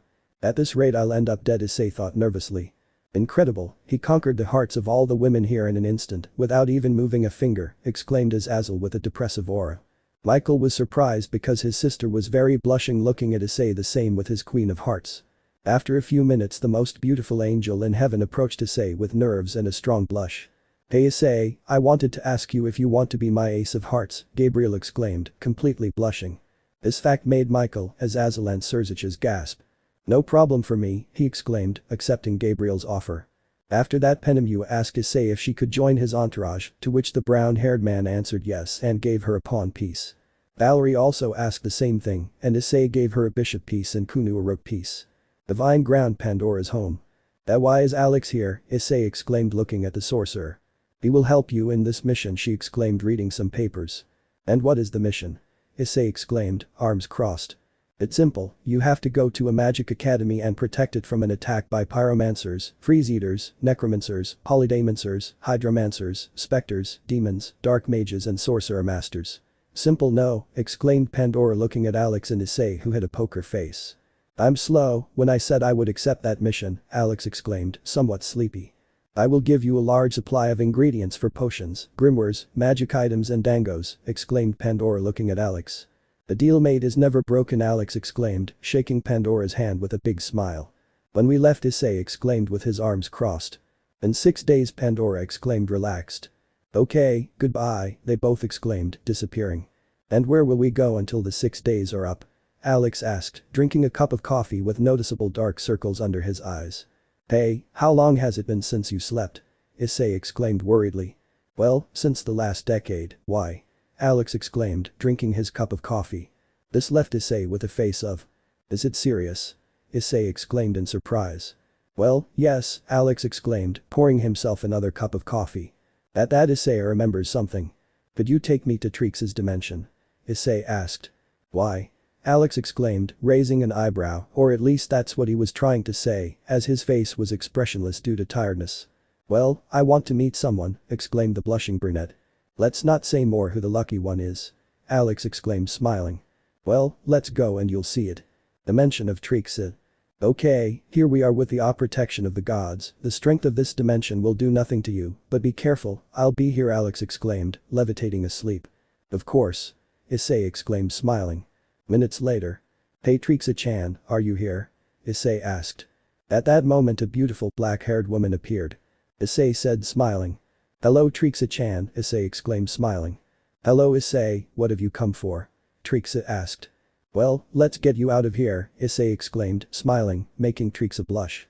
Minutes later. "Hey Alex wake up," exclaimed Issei. But there was no answer because the sorcerer was sleeping. "Wake up or else Kathy-chan will come and wake you up," exclaimed Trihexa. Alex magically woke up. "What happened, what do you want or do they want?" Alex exclaimed, scared. "Please get us out of here," they exclaimed.